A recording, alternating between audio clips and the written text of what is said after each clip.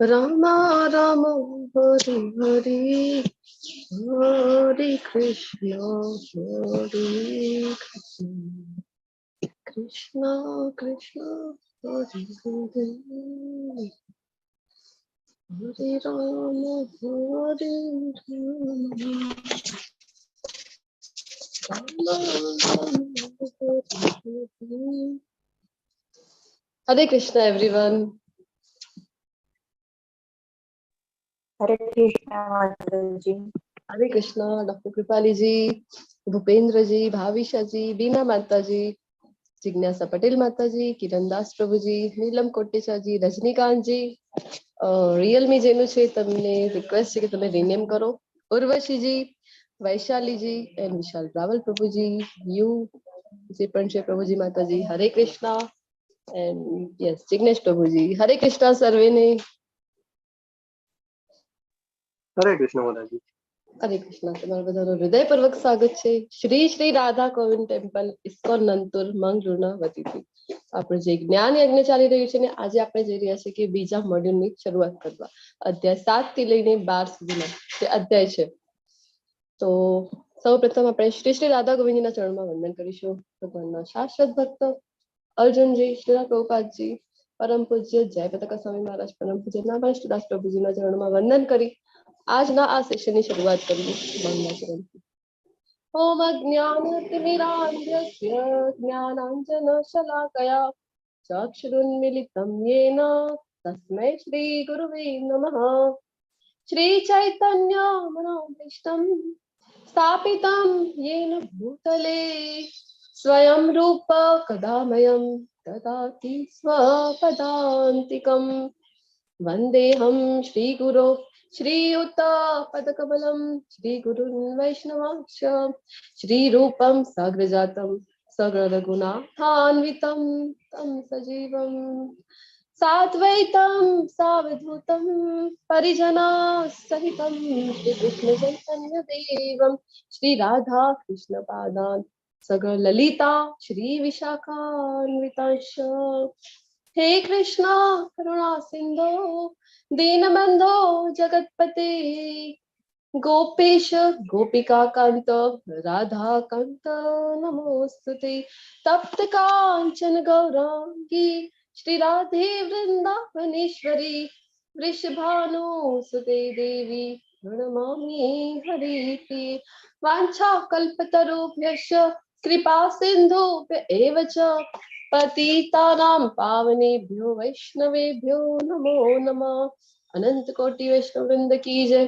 श्रीला प्रभुपाद की जय. ग्रंथ राज श्रीमद्भागवतम भगवत गीता चैतन्य चरितामृत की जय. सद्गुरुदेव की जय. जय श्री कृष्ण चैतन्य प्रभु नित्यानंद श्री अद्वैत गदाधर श्रीवासादि गौर भक्तवृंद. हरे कृष्णा कृष्णा कृष्णा हरे हरे हरे राम राम राम हरे हरे. हरे कृष्णा. જે પણ લેટ જોઈન થયા છે તમારા બધાનું હૃદયપૂર્વક સ્વાગત છે. વેલકમ. શરૂઆત કરીએ આજના અધ્યાયની. તો આપણે વાત કરી હતી કે અધ્યાય 7 થી લઈને 12 સુધીના જે અધ્યાય છે એ છે ભક્તિ યોગ ઉપરનો. તો પહેલો જે મોડ્યુલ આપણે કમ્પ્લીટ કરી ગયા છે કે અધ્યાય 1 થી લઈને 6 સુધી એ આવે છે કર્મયોગ ઉપર, અને પાછળના જે અધ્યાય છે 13 થી લઈને 18 સુધી તો એ આવે છે જ્ઞાન યોગ ઉપર. તો ભક્તિ યોગ જે છે એને વચમાં રાખેલું છે. શું કામ ભક્તિ યોગને વચમાં રાખેલું છે? હરે કૃષ્ણ.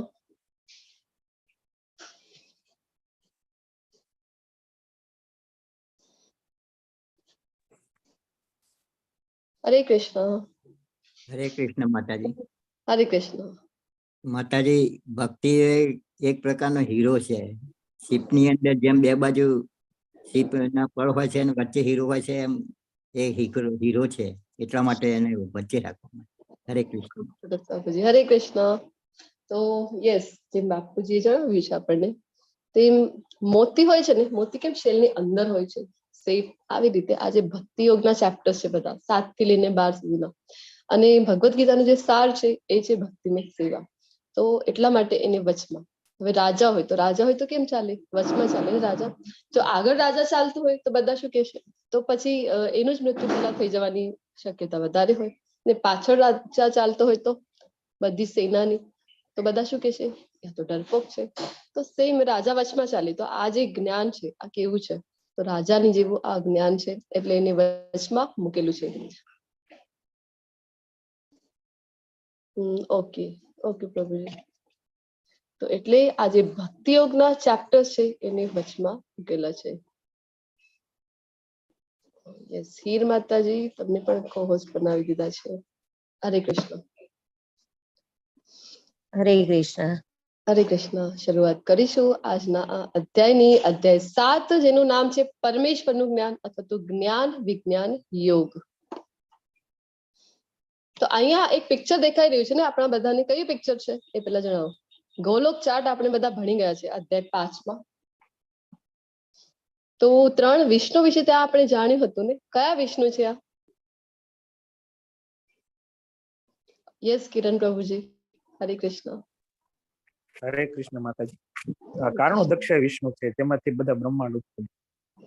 હા જી, ખૂબ સરસ, ધન્યવાદ પ્રભુજી. તો કારણોદક્ષાય વિષ્ણુ આપણે જોઈ ગયા છે કે બ્રહ્માંડોની રચના કેવી રીતે થાય છે.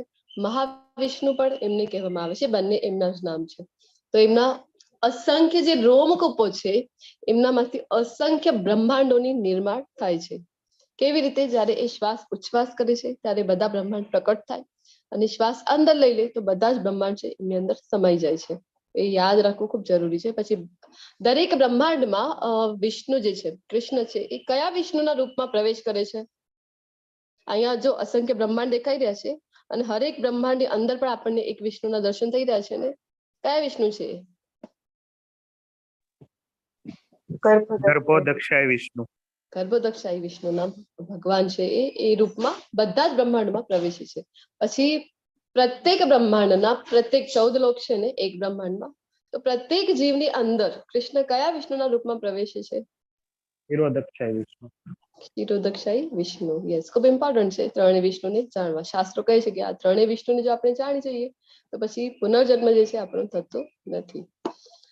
ઓકે, તો અધ્યાય 7 ની જે ઝાંખી છે એ આપણી સમક્ષ છે, જે 5 ભાગોમાં વિભક્ત કરવામાં આવી છે. કૃષ્ણ વિશેના જ્ઞાનનો મહિમા આજના અધ્યાયમાં આપણે જાણીશું કે ભગવાન કૃષ્ણ પોતાની શક્તિઓનું જે જ્ઞાન છે એ આપવાના છે. ભગવાન કૃષ્ણને શરણાગતિ થવાની આવશ્યકતા શી છે, અને દેવી દેવતાની પૂજા અને અવ્યક્તવાદ વિશે ભગવાન શું જણાવે છે. ભ્રમણાથી લઈને ભક્તિ સુધીનું જ્ઞાન આજના અધ્યાયમાં આપણને આપવાનું છે. શરૂઆત કરીએ. અધ્યાય 7, શ્લોક નંબર 1. શ્રી ભગવાનુવાચ મય્યાસક્ત મનઃ પાર્થ યોગમ યુજ્જન્મદાશ્રયઃ અસંશયમ સમગ્રમ મામ યથા જ્ઞાસ્યસી તચ્છૃણુ. જો કહી રહ્યા છે કે તચ્છૃણુ એટલે કે ધ્યાનથી સાંભળ. સાંભળવાનું જે શ્રવણમ આપણે જોયું ને કે શ્રવણમનું ખૂબ જ મહત્વ હોય છે. શાસ્ત્રોમાં ઘણી જગ્યાએ આપણને જોવા મળે છે. અને એક નવદા ભક્તિનો આપણે શ્લોક જોયું હતું. પ્રહલાદ મહારાજ જે વર્ણવે છે કે ભક્તિ કેવી રીતે કરી શકાય, તો એમાં પણ સૌથી પહેલા જે આવે છે એ શ્રવણમ છે. તો જોઈશું. પૂર્ણ પુરુષોત્તમ પરમેશ્વર બોલ્યા, હે પૃથા પુત્ર, હવે સાંભળ કે તું કેવી રીતે મારી ભાવનાથી પૂર્ણ રહી અને મનને મારામાં અનુરક્ત કરીને યોગાભ્યાસ કરતો રહી મને સંપૂર્ણપણે સંદેહ રહિત થઈ જાણી શકીશ. તો ભગવાન કહે છે કે અસંશયમ, કે સંશય કર્યા વગર આપણે કેવી રીતે, જો સંશય જો આપણી અંદર હોય તો કઈ વસ્તુનો એ નાશ કરી દે છે? હરે કૃષ્ણ. હજી થોડુંક પર્ટિક્યુલર આન્સર એક્સપેક્ટેડ છે. શ્રદ્ધા. જી યસ, શ્રદ્ધા. શ્રદ્ધાનો એ નાશ કરી દે છે જો સંશય આપણી અંદર હોય તો. એટલે ભગવાન કહી રહ્યા છે કે સંશય રહિત, અસંશય થઈને આ જે જ્ઞાન વિશે હું તને જણાવવા જઈ રહ્યો છું એ તું સાંભળ. જો આપણે જે એજ્યુકેશન પદ્ધતિ છે ને, તો શું આપણને ત્યાં થાય છે, આપણે એક હજી ભક્તિ રસામૃત સિંધુ જે શ્રીલ રૂપ ગોસ્વામી દ્વારા રચિત છે એનો પણ એક શ્લોક આપણે લીધો હતો કે આદો શ્રદ્ધા સાધુ સંગ, કે કેવી રીતે ભક્તિની શરૂઆત થાય છે. તો પહેલો જે પગથિયો હતો એ કયું હતું? શ્રદ્ધા. જો આપણી અંદર શ્રદ્ધા હોય તો આપણને સાધુ સંગ પ્રાપ્ત થાય. આપણે જોયું ને કે આપણે વાત કરી હતી ત્યારે કે આપણી બધાની અંદર શ્રદ્ધા હતી, તો પછી આપણે બધા છીએ એ ક્લાસીસમાં જોડાયા છીએ, સાધુ સંગ થાય, ભક્તોનો સંગ થાય, પછી શું થાય તો આપણી જે કીર્તનમ ભક્તિમય જે પ્રવૃત્તિઓ છે એની શરૂઆત થાય છે, નામ જપ આપણે કરતા થઈ જઈએ, અને એની પાછળ શું થાય છે તો અનર્થ નિવૃત્તિ. આપણે જોયું હતું ને 9 પગથિયાં. તો શ્રદ્ધાથી શરૂઆત થાય છે ને પહોંચવાનું ક્યાં છે તો છેલ્લે ભાવ અને પ્રેમ અવસ્થા સુધી પહોંચવાનું છે. તો શ્રદ્ધા જે પહેલું જ પગથિયું છે ભક્તિમય સેવામાં આગળ વધવાનો, તો એનો નાશ થઈ જાય છે ક્યારે? જ્યારે સંદેહ આપણે કરીએ ત્યારે. તો આપણી જે એજ્યુકેશન પદ્ધતિ છે એ આપણને શું શીખડાવે છે તો આપણી જે શ્રદ્ધા છે એનો જ નાશ ત્યાં કરી દેવામાં આવે છે. શું તે આપણને સમજાવે કે આપણે બધા ક્યાંથી આવ્યા છીએ તો કે છે કે વાનરોથી બધા આપણે આવ્યા છીએ. ડાર્વિનની ઉત્ક્રાંતિવાદ એવું બધું આપણને ત્યાં શીખવાડવામાં આવે. તો આપણે કહેવાનું કે જો આપણે બધા જો વાંદરોથી આવ્યા છીએ તો હમણાં કેમ કોઈ પણ વાંદરો છે એનું નથી દેખાઈ રહ્યું કે એનું પણ ઇવોલ્યુશન થઈ રહ્યું છે ધીરે ધીરે ધીરે. પૂંછ છે તો એ ઓછી ઓછી થતી દેખાઈ રહી છે, માનવ જેવું એનું મોઢું છે એ થતું દેખાઈ રહ્યું છે, એવું કેમ નથી દેખાતું? તો આવું બધું આપણને શીખવાડવામાં આવે. આપણે કહેવાનું કે આપણે બધા વાંદરોની સંતાન નથી, આપણે બધા કૃષ્ણની સંતાન છીએ. ભગવદ્ ગીતામાં ભગવાન પોતે કહે છે કે અહમ બીજ પ્રદા પિતા, કે બધા જ જીવોનું બીજ પ્રદાન કરનારા પિતા કોણ છે તો કૃષ્ણ પોતે છે. આવું બધું આપણે શીખતા હોઈએ છીએ, જેના કારણે સંશય આવે અને સંશય આપણી શ્રદ્ધાને નાશ કરી દે છે. એકચ્યુઅલી કેવું હતું ને કે આપણે જ્યારે ફોરેન છે જે બીજા દેશો છે, આપણે જે મોડર્ન એજ્યુકેશન સિસ્ટમ ફોલો કરી રહ્યા છે, તો એ શું કામ માટે આવી હતી આપણા દેશમાં એ સમજવું ખૂબ ઇમ્પોર્ટન્ટ છે. કે આપણા દેશમાં જયારે અંગ્રેજો આવ્યા હતા એ લોકોનું પ્લાનિંગ હતું કે 1000 વર્ષો સુધી આપણા દેશ ઉપર રાજ્ય કરવાનું હતું, જેના કારણે એ લોકોએ રિસર્ચ કર્યું. તો રિસર્ચ કર્યા પછી એમને ખબર પડી કે એના પહેલા પણ ઘણા હુમલાઓ ભારત દેશ ઉપર થયા છે, મુગલોના થયા છે, અલગ અલગ દેશથી હુમલા થતા રહ્યા છે. અને મુગલો આવીને શું કરતા હતા તો અહીંયા આવીને આપણા જે મંદિરો છે એને ઉદ્ધવસ્ત કરી નાખતા હતા. તો આપણે શું કર્યું, મંદિરોનું ફરીથી નિર્માણ કરી લીધું. પરંતુ આ જે અંગ્રેજો હતા એ થોડાક સ્માર્ટ હતા, તો એમણે રિસર્ચ કર્યું કે કેવી રીતે ભારતને વધારે સમય સુધી ગુલામ બનાવીને રાખી શકાય. તો એક ટીમ આખી મોકલે છે અહીંયા, અને પછી જયારે એ એમની ટીમ વાળાને બધાને મોકલે છે અહીંયા, મેક્સ મુલર અને આવા બધા જે લોકો હતા, અને જયારે એ સર્વે કરીને આવે છે પોતાનું ઉત્તર ભારતથી લઈને દક્ષિણ ભારત સુધી, કન્યાકુમારી સુધીનું, અને અહીંયા પશ્ચિમ ભારતથી લઈને પૂર્વ ભારત સુધી આખો ભારતમાં એ પોતે જઈને જયારે સર્વે કરીને આવે છે અને પોતાની જે રિપોર્ટ છે એ જયારે ત્યાં એ આપે છે પોતાના પાર્લામેન્ટમાં. ક્યાં તો લંડનના. આ જે લેટર છે ને એ હજી પણ તમને ગૂગલમાં મળી રહેશે, તમે ત્યાં જઈને એ સર્ચ કરી શકો છો. તે પોતે ત્યાં જણાવે છે કે ભારત ઉપર આપણે રાજ્ય કરવું, ભારતને ગુલામ બનાવવું એ અશક્ય છે. શું કામ તો ત્યાંની જે એજ્યુકેશન સિસ્ટમ છે, ગુરુકુલ એજ્યુકેશન સિસ્ટમ ત્યારે આપણા ભારતમાં ખૂબ જોરશોરમાં ચાલી રહી હતી. તો એજ્યુકેશન સિસ્ટમ કેવી છે તો એ બધાને સેલ્ફ ડિપેન્ડન્ટ રહેવા શીખડાવે છે. કોઈ પણ આત્મનિર્ભર ભારત હમણાં આપણે ખૂબ સાંભળતા હોઈએ છીએ ને, પરંતુ બનવું આપણને લાગે છે ને કે ડિફિકલ્ટ છે, પરંતુ ત્યારે આપણું દેશ છે એ હતું. સોને કી ચીડિયા તરીકે આપણો દેશ છે એ પ્રખ્યાત હતું. શું કામ? કારણ કે અહીંયા બધાને એવું એજ્યુકેશન સિસ્ટમ આપવામાં આવતું હતું કે જેના કારણે, અને એ જયારે સર્ચ કરી રહ્યા હતા, ભારતમાં રિસર્ચ કરવા આવ્યા હતા, ત્યારે એમણે જણાવ્યું કે આખો ભારત ફર્યા પછી અમને એક પણ અહીંયા ભિખારી જોવા મળ્યું નથી. શું કામ? કારણ કે એવું શીખવાડવામાં આવતું હતું કે પોતે કેવી રીતે બધી જ રીતે, એવું નહીં કે ફક્ત જ્ઞાન જ એમને આપવામાં આવે છે, બધી જ રીતે પોતાને સક્ષમ આપણે કેવી રીતે બનાવી શકાય એવું જ્ઞાન ગુરુકુલ સિસ્ટમમાં આપવામાં આવતું હતું. અને તો પછી એ લોકોએ પોતાના રિપોર્ટમાં એવું જણાવ્યું કે એક જ રસ્તો છે ભારતને જો ગુલામ બનાવવું હોય તો, આ જે બેઝ છે, આ જે જડ છે જેના કારણે આટલું સ્ટ્રોંગ સિસ્ટમ ભારતમાં ચાલી રહ્યું છે એ છે ગુરુકુલ એજ્યુકેશન સિસ્ટમ. તો એને જો આપણે નષ્ટ કરી દઈએ તો આપણે ભારત ઉપર રાજ્ય કરી શકીશું. અને આવું જ એ લોકોએ કર્યું. અને ગુરુકુલ સિસ્ટમને બચાવવા માટે ઘણા બધા આપણા આચાર્યો છે જેમને પોતાના જે છે પ્રાણની પણ આહુતિ આપી છે એનું રક્ષણ કરવા માટે. પરંતુ એ અંગ્રેજો હતા, ખૂબ ક્રૂર હતા. બધાને બાકીનો ઇતિહાસ છે એ આપણને બધાને ખ્યાલ છે. તો કહેવાનો અર્થ એ છે કે ક્યારની વાત છે કે જ્યારે ફોરેનમાં આપણે બધા એમને ફોલો કરતા હોઈએ છીએ ને, એમની એજ્યુકેશન પદ્ધતિ જે છે આપણને એમ થાય છે કે અંગ્રેજો આવ્યા તો જ આપણે ભણી રહ્યા છીએ, અધરવાઇઝ તો આપણને ખબર જ નથી. કારણ કે આપણો જે ઇતિહાસ છે એ જ આપણે વાસ્તવમાં જાણતા નથી. આપણને એમ થાય કે આપણા દેશમાં તો કાંઈ જ નહોતું, આ અંગ્રેજો આવ્યા અને આપણને બધું થઈ ગયા છે. તો જ્યારે ગુરુકુલ સિસ્ટમ એટલા જોરશોરથી ભારતમાં શરૂ હતી, 6.5 લાખ જેટલા ગુરુકુલ ભારતમાં ધગધગતા હતા, ત્યારે જે ફોરેનર છે એ માત્ર ત્યાં ABCD નું જ્ઞાન જે છે એટલું જ જ્ઞાન આપવામાં આવતું હતું. તો આપણે પણ એજ્યુકેશન સિસ્ટમ ફોલો કરી રહ્યા છીએ અને શું થાય છે અલ્ટિમેટલી તો આપણે પોતાના જે શાસ્ત્રો છે એના પર આપણને સંશય થાય છે. વાસ્તવમાં એવું થયું હશે, આ જે ભગવદ્ ગીતા છે વાસ્તવમાં બોલાઈ હશે, તો આપણે પોતાના શાસ્ત્રો પર શંકા કરતા થઈ ગયા છે. તો ભગવાન કહે છે કે અસંશય થઈને આ જે જ્ઞાન છે એના વિશે સાંભળવા. પછી આગળ કહે છે કે હવે હું તને પૂર્ણ રૂપે ઇન્દ્રિય ગમ્ય એટલે કે જે પ્રેક્ટિકલ છે તથા દિવ્ય એમ બંને જ્ઞાન વિશે કહીશ. આ જાણ્યા પછી તારી જાણવા યોગ્ય કશું જ બાકી રહેશે નહીં. જો ભગવાન એવું જ્ઞાન આપવા જઈ રહ્યા છે અને કહે છે કે જે જાણ્યા પછી બીજું કઈ બાકી રહેતું નથી જાણવા યોગ્ય.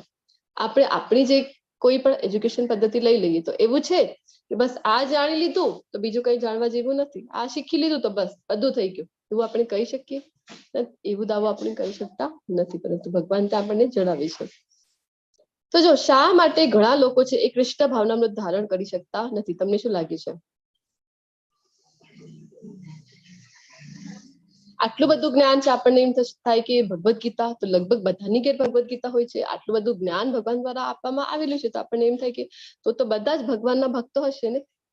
પરંતુ ઘણા બધા આપણે આજુબાજુ પણ આપણે જોઈ શકીએ છીએ કે બધાની શ્રદ્ધા છે એ અલગ અલગ જગ્યાએ હોય છે, અથવા તો કેટલાક લોકો છે જે ભગવાનમાં માનતા જ નથી. કેમ? હરે કૃષ્ણ, તમારા માટે પ્રશ્ન છે. હરે કૃષ્ણ માતાજી, એમની સુકૃતિઓ નથી જાગી હતી. યસ, ખૂબ સરસ માતાજી. હજી કોઈને કઈ એડ કરવું છે?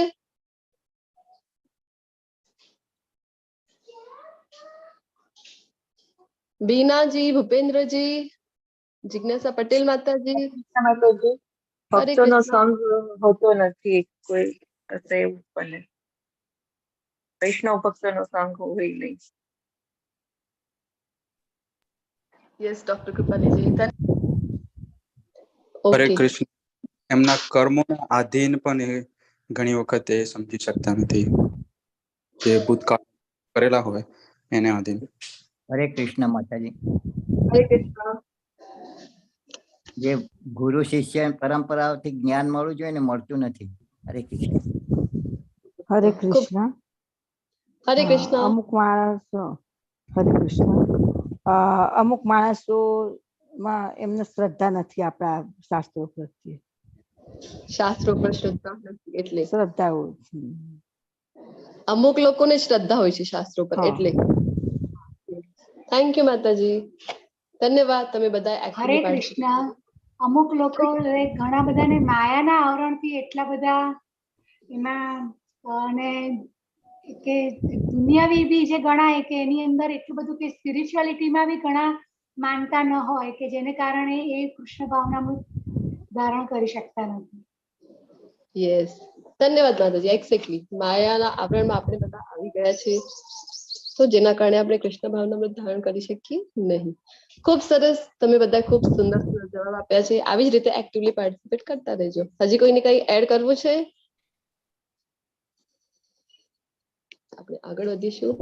ભગવાન શું કહે છે આપણને? મનુષ્યાણામ સહસ્ત્રેષુ કશ્ચિત્યતતિ યતતામ અપી સિદ્ધાનામ કશ્ચિન મામ વેત્તિ તત્વતો. હજારો મનુષ્યમાંથી કોઈ એક સિદ્ધિ પામવા પ્રયત્ન કરે છે, અને આ પ્રમાણે સિદ્ધિ પ્રાપ્ત કરનારામાંથી ભાગ્યે જ કોઈ એક મને વાસ્તવમાં જાણે છે. એક ઘટનાનું અહીંયા પિક્ચર આપેલું છે. કઈ ઘટના છે? મેરેથોન. મેરેથોન.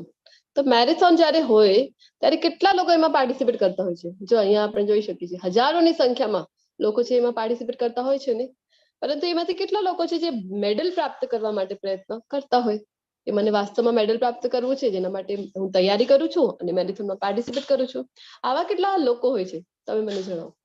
મેક્સિમમ જે લોકો આવે છે એ બસ આમ જ કે એન્જોય તરીકે પાર્ટિસિપેટ કરવું છે, અથવા તો અમુક ફોટોશૂટ કરવું છે, પાર્ટિસિપેટ કર્યું, સોશિયલ મીડિયા પર ફોટો પોસ્ટ કરી, આ જ ઇન્ટેન્શન થી આવતા હોય છે કે નહીં મેરેથોનમાં? તો ભગવાન સેમ વે ભગવાન આપણને જણાવે છે કે હજારો મનુષ્ય છે ને એમાંથી કોઈ એક જે છે એ સિદ્ધિ પ્રાપ્ત કરવા માટે પ્રયત્ન કરે છે, ભગવાનને વાસ્તવમાં જાણવા માટે પ્રયત્ન કરે છે, અને એમાંથી પણ કોઈ એક વિરલો જ હોય છે કે જે ભગવાનને વાસ્તવમાં તત્વત ભગવાન કહી રહ્યા છે તત્વત જે ભગવાનને જાણી શકે છે. તો અહીંયા જો મેરેથોનમાં પણ કેટલા લોકો પાર્ટિસિપેટ કરે છે, પરંતુ મેડલ જે છે કેટલા ગણેલા ચુનેલા લોકો હોય છે કે જે મેડલ પ્રાપ્ત કરવા માટે પ્રિપેરેશન કરતા હોય ઘણા વખતથી અને પાર્ટિસિપેટ કરે છે. તો 8 તત્વોના નામ જણાવો જેનાથી આપણું શરીર બનેલું છે. કયા કયા તત્વો છે? પૃથ્વી, જળ, અગ્નિ, વાયુ, આકાશ અને મન, બુદ્ધિ, અહંકાર. હા જી, સરસ બાપુજી, ધન્યવાદ.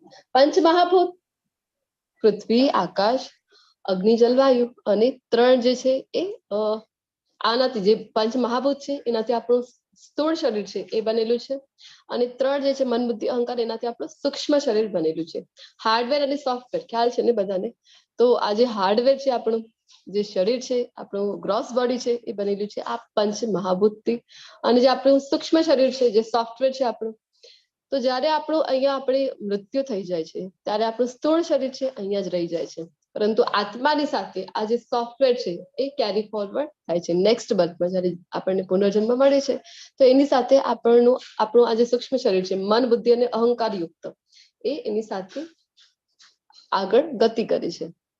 તો અહીંયા ભગવાન કહે છે પૃથ્વી, જળ, અગ્નિ, વાયુ, આકાશ, મન, બુદ્ધિ તથા અહંકાર એ 8 મારી વિભિન્ન ભૌતિક શક્તિઓ છે. પોતાની શક્તિ વિશે ભગવાન છે અહીંયા જણાવી રહ્યા છે કે આ બધી જે થઈ ગઈ તો ભગવાનની એ ભૌતિક શક્તિઓ છે જેને અપરાશક્તિ પણ કહેવામાં આવે છે.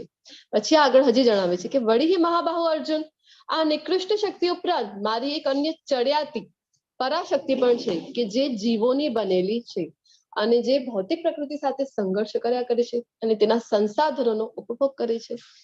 તો આપણે બધા જે છીએ જીવો એટલે કે ફક્ત મનુષ્ય તો નહીં, જેટલા પણ 84 લાખ યોનિઓના જીવ માત્ર છે એ બધા જીવો. ભગવાન કહે છે ને ભગવદ ગીતામાં મમે વાંશો જીવ લોકે, તો બધા જે જીવો છે એ ભગવાનની શક્તિ છે. કેવી શક્તિ છે? આપણે બધા ભગવાનની પરાશક્તિ છે. તો આ જે ભૌતિક પ્રકૃતિ છે એ નિકૃષ્ટ ગણવામાં આવે છે, નીચલી દરજાની ગણવામાં આવે છે.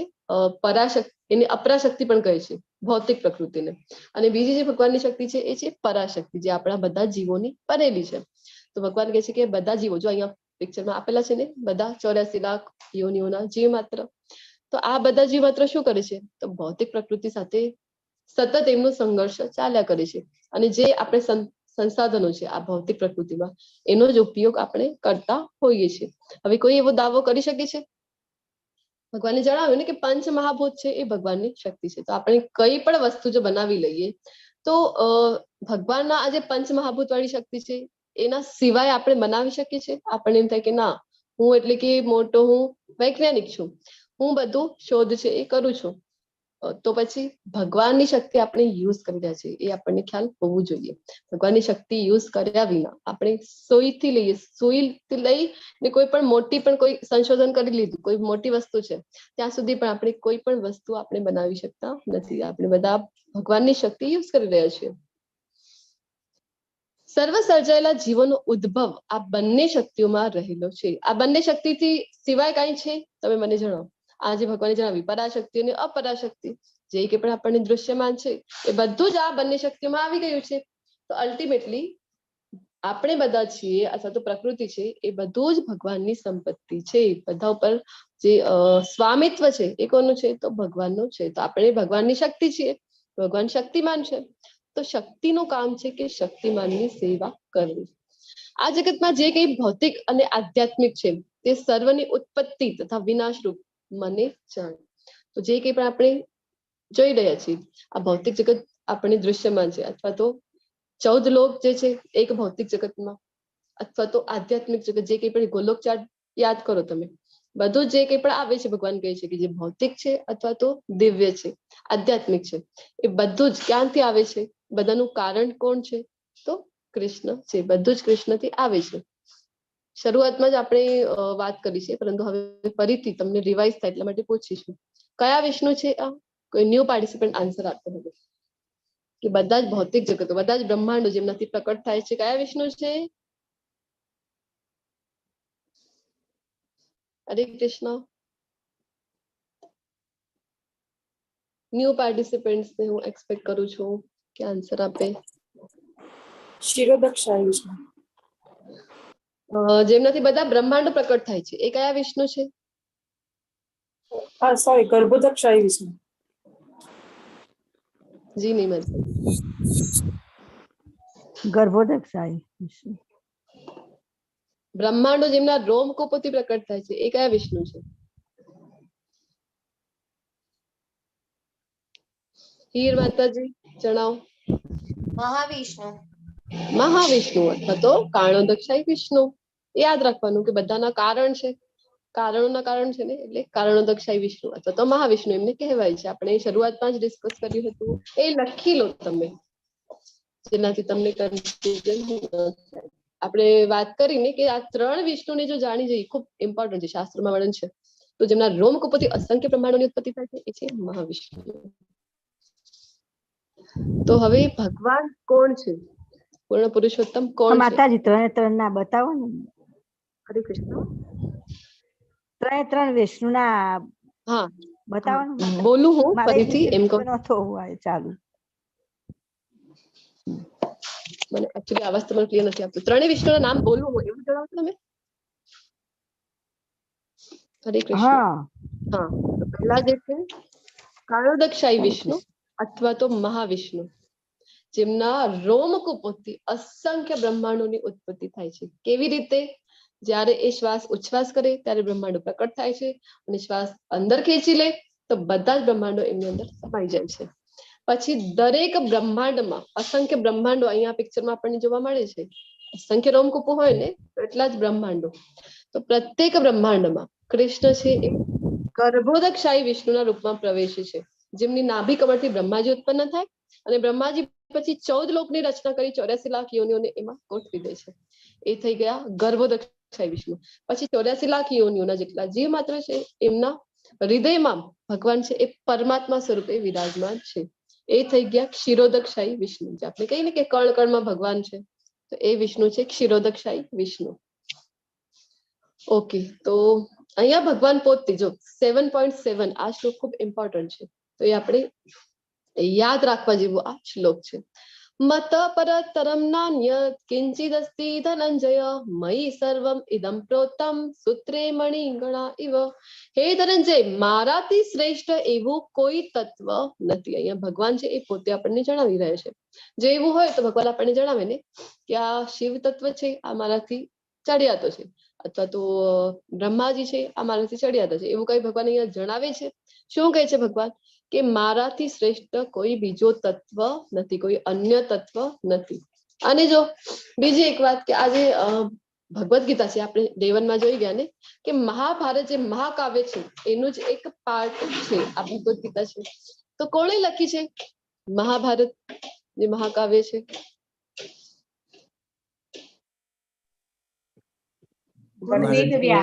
વાલ્મીકી. પરંતુ આટલું મોટું મહાકાવ્ય હતું ને, તો લખવા માટે કોને એમને વિનંતી કરી હતી? ગણેશજી ની વિનંતી કરી હતી. તો ગણેશજી એક શરત મૂકી હતી કે જ્યારે તમે સ્ટોપ થઈ જાઓ ત્યારે હું લખવાનું બંધ કરી દઈશ. તો આવી રીતના એટલી જ ફાસ્ટ ગણેશજી લખતા જાય અને એટલી જ ફાસ્ટ વેદવ્યાસજી છે એ બોલતા જાય. આવી રીતે તો ગણેશજી જયારે લખી રહ્યા છે, વેદવ્યાસજી બોલી રહ્યા છે, અને ગણેશજી આ પોતે લખી રહ્યા છે, તો જો આવું હોય તો ગણેશજી જો બધા જ જે છે ને દેવી દેવતાઓ બધા સન્મતિ આપે છે, બધા એકમત થઈને એક જ વાત આપણને જણાવે છે. શું? કે પૂર્ણ પુરુષોત્તમ પરમેશ્વર છે કૃષ્ણ. શિવજી પોતે કહે છે, રુદ્ર ગીતમાં કહે છે, કહે છે, ઇન્દ્ર પોતે કહે છે કે કૃષ્ણ છે એ જ ભગવાન છે. પરંતુ આપણને ડાઉટ છે કારણ કે આપણે શાસ્ત્રો વાંચતા નથી. અહીંયા ગણેશજી છે, ગણેશજી કહી શકે ને લખતા લખતા કે ના એમ કેમ કહો છો તમે કે કૃષ્ણથી શ્રેષ્ઠ કોઈ તત્વ નથી, મારા પિતા છે શિવજી એ શ્રેષ્ઠ છે, પરંતુ ગણેશજી આવું કર્યું નથી. તો આપણને ખબર પડી કે ભગવાન પોતે અહીંયા કહી રહ્યા છે કે મારાથી શ્રેષ્ઠ એવું કોઈ અન્ય તત્વ નથી. જેવી રીતે મોતી દોરામાં ગૂંથાયેલા રહે છે તેવી રીતે સર્વ કાંઈ મારા આધારે રહેલું છે. સૂત્રે મણિગણા ઈવ, બધા માતાજીઓ છે અહીંયા, બધાને ખ્યાલ હોય કે આપણે બધા જે નેકલેસ પહેરતા હોઈએ છીએ, તો આપણને તો બહારના મોતી છે જ દેખાય ને, પરંતુ બેડ જે છે અંદર દોરો, જેના કારણે આ બધા છે એક પર્ટિક્યુલર શેપમાં જોડાયેલા છે. તો સેમ બી ભગવાન કહે છે, આપણને ઘણા લોકો છે કહે છે કે બધું પોતાની મેળે થઈ જાય. પૃથ્વી ફરે છે પોતાની મેળે, બધા ગ્રહો છે કેમ આપસમાં ટકરાતા નથી, કેમ બધા પોતપોતાની કક્ષામાં જ ફરે છે, પોતાના એક્સિસ ઉપર ફરે અથવા તો સૂર્યની આજુબાજુ ફરતા હોય, તો કે બધું ઓટોમેટિક છે, બધું નેચરલ છે. તો કઈ નેચરલ નથી, ભગવાનને આધારે છે બધું. જે કઈ પોતપોતાની કક્ષામાં છે એ બધું જ કોના આધારે રહેલું છે? બધું કૃષ્ણના આધારે રહેલું છે.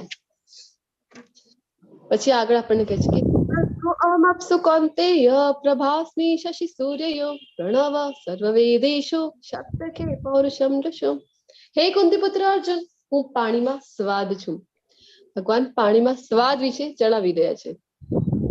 આપણને એમ થાય કે પાણીમાં સ્વાદ, પાણીનો સ્વાદ કેવી રીતે? તો જો કોઈ જો નિર્જલા એકાદશી ક્યારે રાખેલી હોય, બાપુજી રાખતા હોય છે નિર્જલા એકાદશી, એના જયારે આપણે પારણા કરી બીજા દિવસે, તો આપણને ખબર પડે છે કે આખા દિવસ આગલા દિવસથી પાણી પણ જયારે લીધેલું નથી અને જયારે આપણે પાણી ગ્રહણ કરીએ ત્યારે આપણને ખબર પડે છે કે પાણીનો જે સ્વાદ છે એ કેવું હોય છે. સૂર્ય તથા ચંદ્રનો પ્રકાશ છે. તો સૂર્ય અને ચંદ્ર જે સૌથી પ્રકાશમાન જે છે, દિવસે સૂર્ય અને રાત્રિ જે આપણને પ્રકાશ મળે છે એ ચંદ્ર. તો એ ભગવાન કહે છે કે આ પ્રકાશ કોના લીધે છે? તો કૃષ્ણ કહે છે કે મારા લીધે છે. વૈદિક મંત્રોમાં ઓમકાર છું. ઘણા બધા લોકોને થાય કે વેદોમાં ક્યાં છે કે કૃષ્ણ જ ભગવાન છે, વેદોમાં ક્યાં એનું વર્ણન મળે છે? તો જો કોઈ એવો મંત્ર તમે મને બતાવો, વૈદિક મંત્ર કે જે ઓમ થી શરૂ થતો ન હોય. કે દાખલા તરીકે આપણે લઈએ તો ઓમ ભૂર્ભુવસ્વ, આ જે ગાયત્રી મંત્ર છે એની પણ શરૂઆત કેવી રીતે થાય છે? ઓમ થી થાય છે ને. તો ભગવાન કહે છે કે ઓમ જ હું છું. હું આકાશમાં શબ્દ તથા મનુષ્યમાં સામર્થ્ય છું. આ જે શક્તિ છે ને ભગવાનની, આકાશમાં શબ્દ, તો આકાશમાં એક સ્પેસ છે, એ જે અવકાશ છે ને આકાશમાં, જેના લીધે આ જે ધ્વનિ તરંગો છે એકબીજા સુધી પહોંચે છે અને આપણે એકબીજાને સાંભળી શકીએ છીએ. તો ભગવાન પોતાની આ એક જે શક્તિ છે આકાશમાં શબ્દ વાળી, આ જો બંધ કરી દે તો આપણી જેટલી પણ ટેકનોલોજી છે ને એ બધી જ ત્યાં ધરીને ધરી થઈ જશે. તો આપણે એકબીજાને સાંભળી રહ્યા છીએ. આ જો આપણે જે ક્લાસીસ છે ઝૂમ ઉપર આપણે એકબીજાને જોઈ શકીએ છીએ, એકબીજા સાથે ભગવદ ગીતાની ચર્ચા કરી રહ્યા છે. તો કયા કારણે? કે ભગવાનની જે શક્તિ છે આકાશમાં શબ્દ. પછી કહે છે કે મનુષ્યમાં સામર્થ્ય છું. કોઈ મનુષ્યને એમ થઈ શકે, હરે કૃષ્ણ, કોઈનો માઇક ચાલુ છે, કાઇન્ડલી મ્યુટ યોરસેલ્ફ. કે કોઈને એમ થઈ શકે કે હું એટલે કે ખૂબ સામર્થ્યવાન છું. તો ભગવાન કહે છે કે મારા લીધે એ શક્તિ મેં આપી છે તને. તો કૃષ્ણ પાણીના સ્વાદ વિશે કેમ બોલે છે આપણે હમણાં જોયું છે. તો અહીંયા ને 7.8 થી લઈને 11 સુધી જે ભગવાન પોતાના વિશે, પોતાની શક્તિઓના વિશે જણાવે છે, એને એક ટેબલના સ્વરૂપમાં અહીંયા આપેલું છે કે જેનાથી આપણને ઇઝી ટુ અન્ડરસ્ટેન્ડ થઈ શકે છે. હરે કૃષ્ણ. રંજન માતાજીનો માઇક ઓન છે. હીર માતાજી એમને મ્યુટ કરી દીધો. અને જસ્ટ અ મોમેન્ટ. હીર માતાજી તમે થોડો 2 મિનિટ કીર્તન લેજો ને. હા માતાજી લઉં. જય રાધા માધવ કુંજ બિહારી, જય રાધા માધવ કુંજ બિહારી, ગોપીજન વલ્લભ ગિરિવરધારી, યશોદાનંદન વ્રજ જનરંજન, યશોદાનંદન વ્રજ જનરંજન, યમુના તીરવંચારી, જય રાધા માધવ. થેન્ક યુ માતાજી. હરે કૃષ્ણ. હરે કૃષ્ણ. મારા બેકગ્રાઉન્ડમાં થોડુંક નોઈઝ છે. ઓડિબલ છે? ક્લિયર છે મારો વોઇસ? બરાબર છે માતાજી. હા, ઓકે, થેન્ક યુ. તો અહીંયા આપણે એક ચાર્ટના સ્વરૂપમાં લીધેલું છે જેનાથી આપણે ઇઝી ટુ અન્ડરસ્ટેન્ડ થઈ શકે. તો ભગવાન પોતાની શક્તિ વિશે જણાવે છે કે જે આપણે હમણાં જોયું, પાણીમાં સ્વાદ, ચંદ્ર અને સૂર્યનો પ્રકાશ, વૈદિક મંત્રોમાં ઓમકાર, અને આકાશમાં ભગવાન કહે છે કે આવાજ જે છે મારા લીધે છે. મનુષ્યમાં જે ક્ષમતા છે એ ભગવાન કહે છે મારા લીધે છે. પૃથ્વીમાં સુગંધ, પૃથ્વીમાં સુગંધ જ્યારે હમણાં ઉનાળો શરૂ થયો છે, એના પાછળ જ્યારે ગ્રીષ્મ ઋતુ જ્યારે સમાપ્ત થાય છે અને વર્ષા ઋતુનો જ્યારે આરંભ થાય ત્યારે જ્યારે પહેલો વરસાદ આવે ત્યારે આપણને બધાને ખ્યાલ છે કે કેવી ભીની ભીની સુગંધ છે એ પૃથ્વીમાંથી આવે છે. તો એ ભગવાન કહે છે કે આ જે સુગંધ છે એ મારા લીધે છે. અને અગ્નિમાં જે ઉષ્મા છે એ ભગવાન કહે છે કે મારા લીધે છે. જે બધા આપણે બધા જીવી રહ્યા છે તો બધાનું જીવન જ કૃષ્ણ કહે છે કે હું છું. હરે કૃષ્ણ. બીના માતાજીનું માઇક ઓન છે, મ્યુટ કરજો.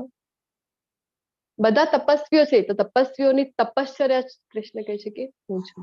હરે કોઈને એમ કૃષ્ણ, થાય છે હરે કે કૃષ્ણ. હરે કૃષ્ણ. તો કોઈને એમ થાય કે હું એટલે કે ખૂબ મોટી તપસ્યા કરી શકું છું, હું એટલે કે નિર્જલા એકાદશી રાખી શકું છું.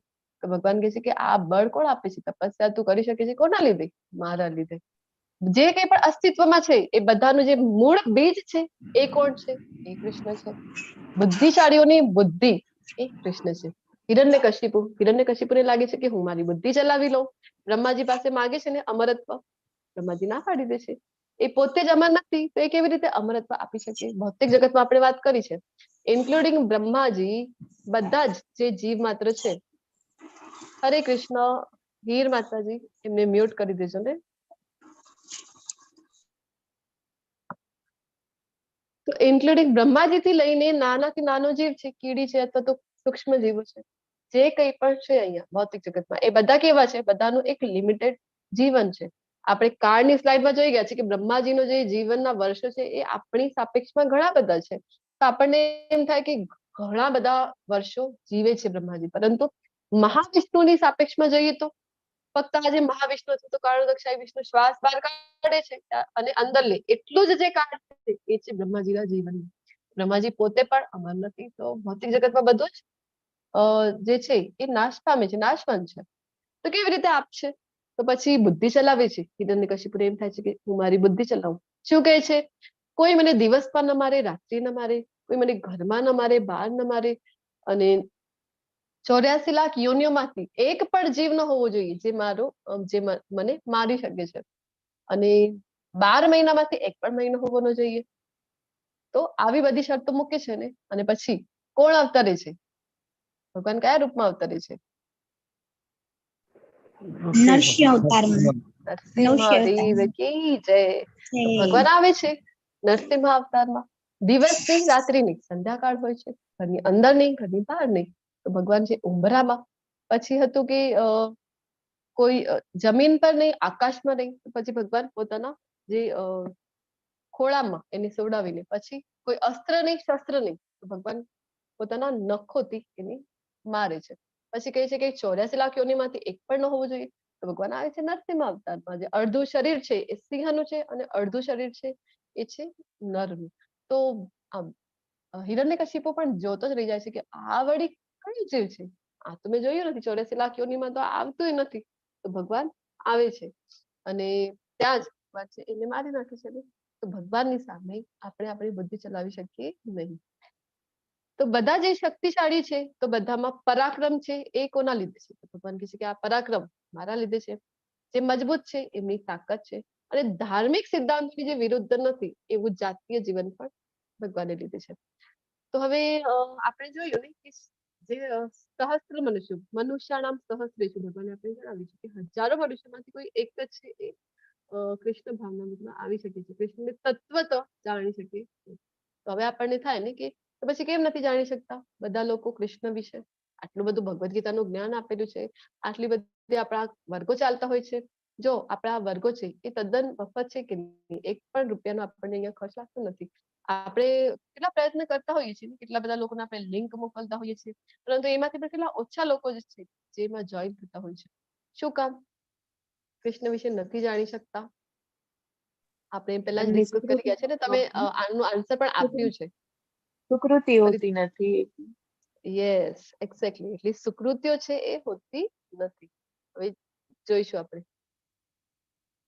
અને બીજું એક માતાજીએ જવાબ પણ આપ્યો હતો કે માયાના આવરણમાં આપણે બધા આવેલા છે, માયાના અંદર, જેના કારણે પણ આપણે કૃષ્ણને જાણી શકતા નથી. તું જાણી લે કે સર્વભાવ, પછી તે સત્વગુણી હોય, રજોગુણી હોય કે તમોગુણી હોય, તે બધા જ મારી શક્તિ દ્વારા પ્રકટ થયેલા છે. એક રીતે હું સર્વકાય છું, પરંતુ સ્વતંત્ર છું. હું ભૌતિક પ્રકૃતિના ગુણોને આધીન નથી, બલકે તેઓ મારે આધીન છે. આ સમજવું ખૂબ ઇમ્પોર્ટન્ટ છે. કે ભગવાન છે એ ભૌતિક પ્રકૃતિના સ્વામી છે, ના આધીન એ આવતા નથી, આપણે આવીએ છીએ. આપણે પ્રકૃતિના આધીન આવીને પ્રકૃતિના ગુણો જે સિલેક્ટ કરીએ એ મુજબ આપણે કર્મ કરતા હોઈએ છીએ, પરંતુ ભગવાન સ્વામી છે પ્રકૃતિના. ઘણા બધા લોકોને એમ થાય ને કે કૃષ્ણ પણ જયારે આવ્યા તો એ પણ માયાની અંદર આવી જાય છે, તો માયાના પ્રભાવ હેઠળ આવી જાય. રામ અવતાર પણ જયારે આવે છે તો માયાના પ્રભાવમાં આવી જાય છે. તો આવું કઈ હોતું નથી. ભગવાન માયાના પ્રભાવમાં ક્યારે પણ આવી શકતા નથી. ભગવાન માયાના સ્વામી છે. 3 ગુણો સત્વ, રજ અને તમ દ્વારા મોહ પામેલું આ સમગ્ર જગત ગુણાતીત તથા અવિનાશી એવા મને જાણતું નથી. તો ગુણો વિશે આપણે વાત કરી હતી કે 14મો આખો અધ્યાય આવે છે ગુણોત્રય વિભાગ યોગ, જે આપણે હજી ગુણો વિશે હજી ડિટેલમાં ત્યાં જોઈશું. તો અહીંયા આપણે 3 ગુણ છે, દરેક ગુણ વિશે ત્યાં આપણને ડિટેલમાં હજી જોવા મળશે. તો અહીંયા કહે છે ભગવાન કે આ જે ભૌતિક જગત છે, બધા લોકો છે, મનુષ્ય છે, એ આ ગુણોથી ગુણો દ્વારા મોહ પામેલા છે, જેના કારણે ભગવાનને જાણી શકતા નથી. કે ભગવાન કેવા છે તો ગુણાતીત. 3 અવસ્થા હોય છે, ગુણાધીન, ગુણાતીત અને ગુણાધીશ. તો ગુણાધીન એટલે કે આપણે બધા જીવ માત્ર છીએ, આપણે પ્રકૃતિના ગુણોના આધીન છીએ ને અંડર છીએ, એટલા માટે આપણે બધા ગુણાધીન છીએ. અને ભગવાનના જે શુદ્ધ ભક્તો હોય છે એ ગુણોથી પર. ભગવાન એના પહેલા પણ 3જા અધ્યાયમાં અર્જુનને કીધું હતું ને કે ત્રૈગુણ્યા વિષયા વેદા, કે વેદોમાં 3 ગુણોનું વર્ણન છે, એનાથી તું પર થઈ જા અર્જુન. એના વિશે ભગવાન કહે છે ને, તો ભગવાન છે એ વારંવાર અર્જુનજીને ગુણાતીત બનવા માટે કહે છે કે ગુણોની આ જે અવસ્થા છે એને પાર કરવી, એને કહેવાય છે ગુણાતીત અવસ્થા. કારણ કે 14મા અધ્યાયમાં આપણે જોઈશું કે 3 ગુણ છે એ આપણને બાંધે છે. તો 3 ગુણથી પર થવા માટે ગુણાતીત. તો ગુણાતીત અવસ્થામાં કોણ આવે છે? ભગવાનના શુદ્ધ ભક્તો છે, એ ગુણાતીત અવસ્થામાં આવે છે. અને પછી આવે છે ગુણાધીશ. તો ગુણાધીશ કેવલ અને કેવલ કૃષ્ણ છે, બીજો કોઈ ગુણાધીશ બની શકે નહીં. ગુણાતીત ઘણા બધા હોઈ શકે છે, પરંતુ ગુણાધીશ કેવલ કૃષ્ણ છે. ભગવાનના બધા ભક્તો છે, શિવજી છે, એ પણ ગુણાતીત અવસ્થામાં આવે છે. હરે કૃષ્ણ. મને પાછું કહો ને, ગુણાતીત, ગુણાધીશ અને 3 અવસ્થા છે. ગુણાધીન એટલે કે જે ગુણોના આધીન છે, આપણે બધા જે જીવ માત્ર છીએ એ ગુણાધીન અવસ્થા થઈ ગઈ છે. ગુણાતીત જે 3 ગુણથી પર છે, જેમાં કોણ આવે છે તો ભગવાનના જે શુદ્ધ ભક્તો છે, શિવજી છે, બ્રહ્માજી છે, એ બધા ગુણાતીત અવસ્થામાં આવે છે. પછી આવે છે ગુણાધીશ. તો ગુણાધીશ કેવલ અને કેવલ કૃષ્ણ છે. કૃષ્ણ ગુણાતીત પણ છે અને ગુણાધીશ પણ છે, પરંતુ બાકી બધા જે લોકો છે એ ગુણાતીત હોઈ શકે, પરંતુ ગુણાધીશ હોઈ શકે નહીં. હજી એના પર ચર્ચા કરવી તો આપણે સેશનના એન્ડમાં કરીશું. તો વ્યક્તિ કેવી રીતે માયાની પકડમાંથી બહાર નીકળી શકે છે? તો આ માયા છે. હવે જાણી તો ગયા આપણે કે આ માયાને કારણે આપણે કૃષ્ણને જાણી શકતા નથી, આ માયામાં ફસાયેલા છે. એટલે તો હવે જરૂર છે ને જાણવાની કે બહાર કેવી રીતે નીકળીશું, જેનાથી આપણે કૃષ્ણને જાણી શકીશું. તો ખૂબ જ સુંદર શ્લોક આવી રહી છે 7.14. એ પણ યાદ રાખવા જેવું શ્લોક છે.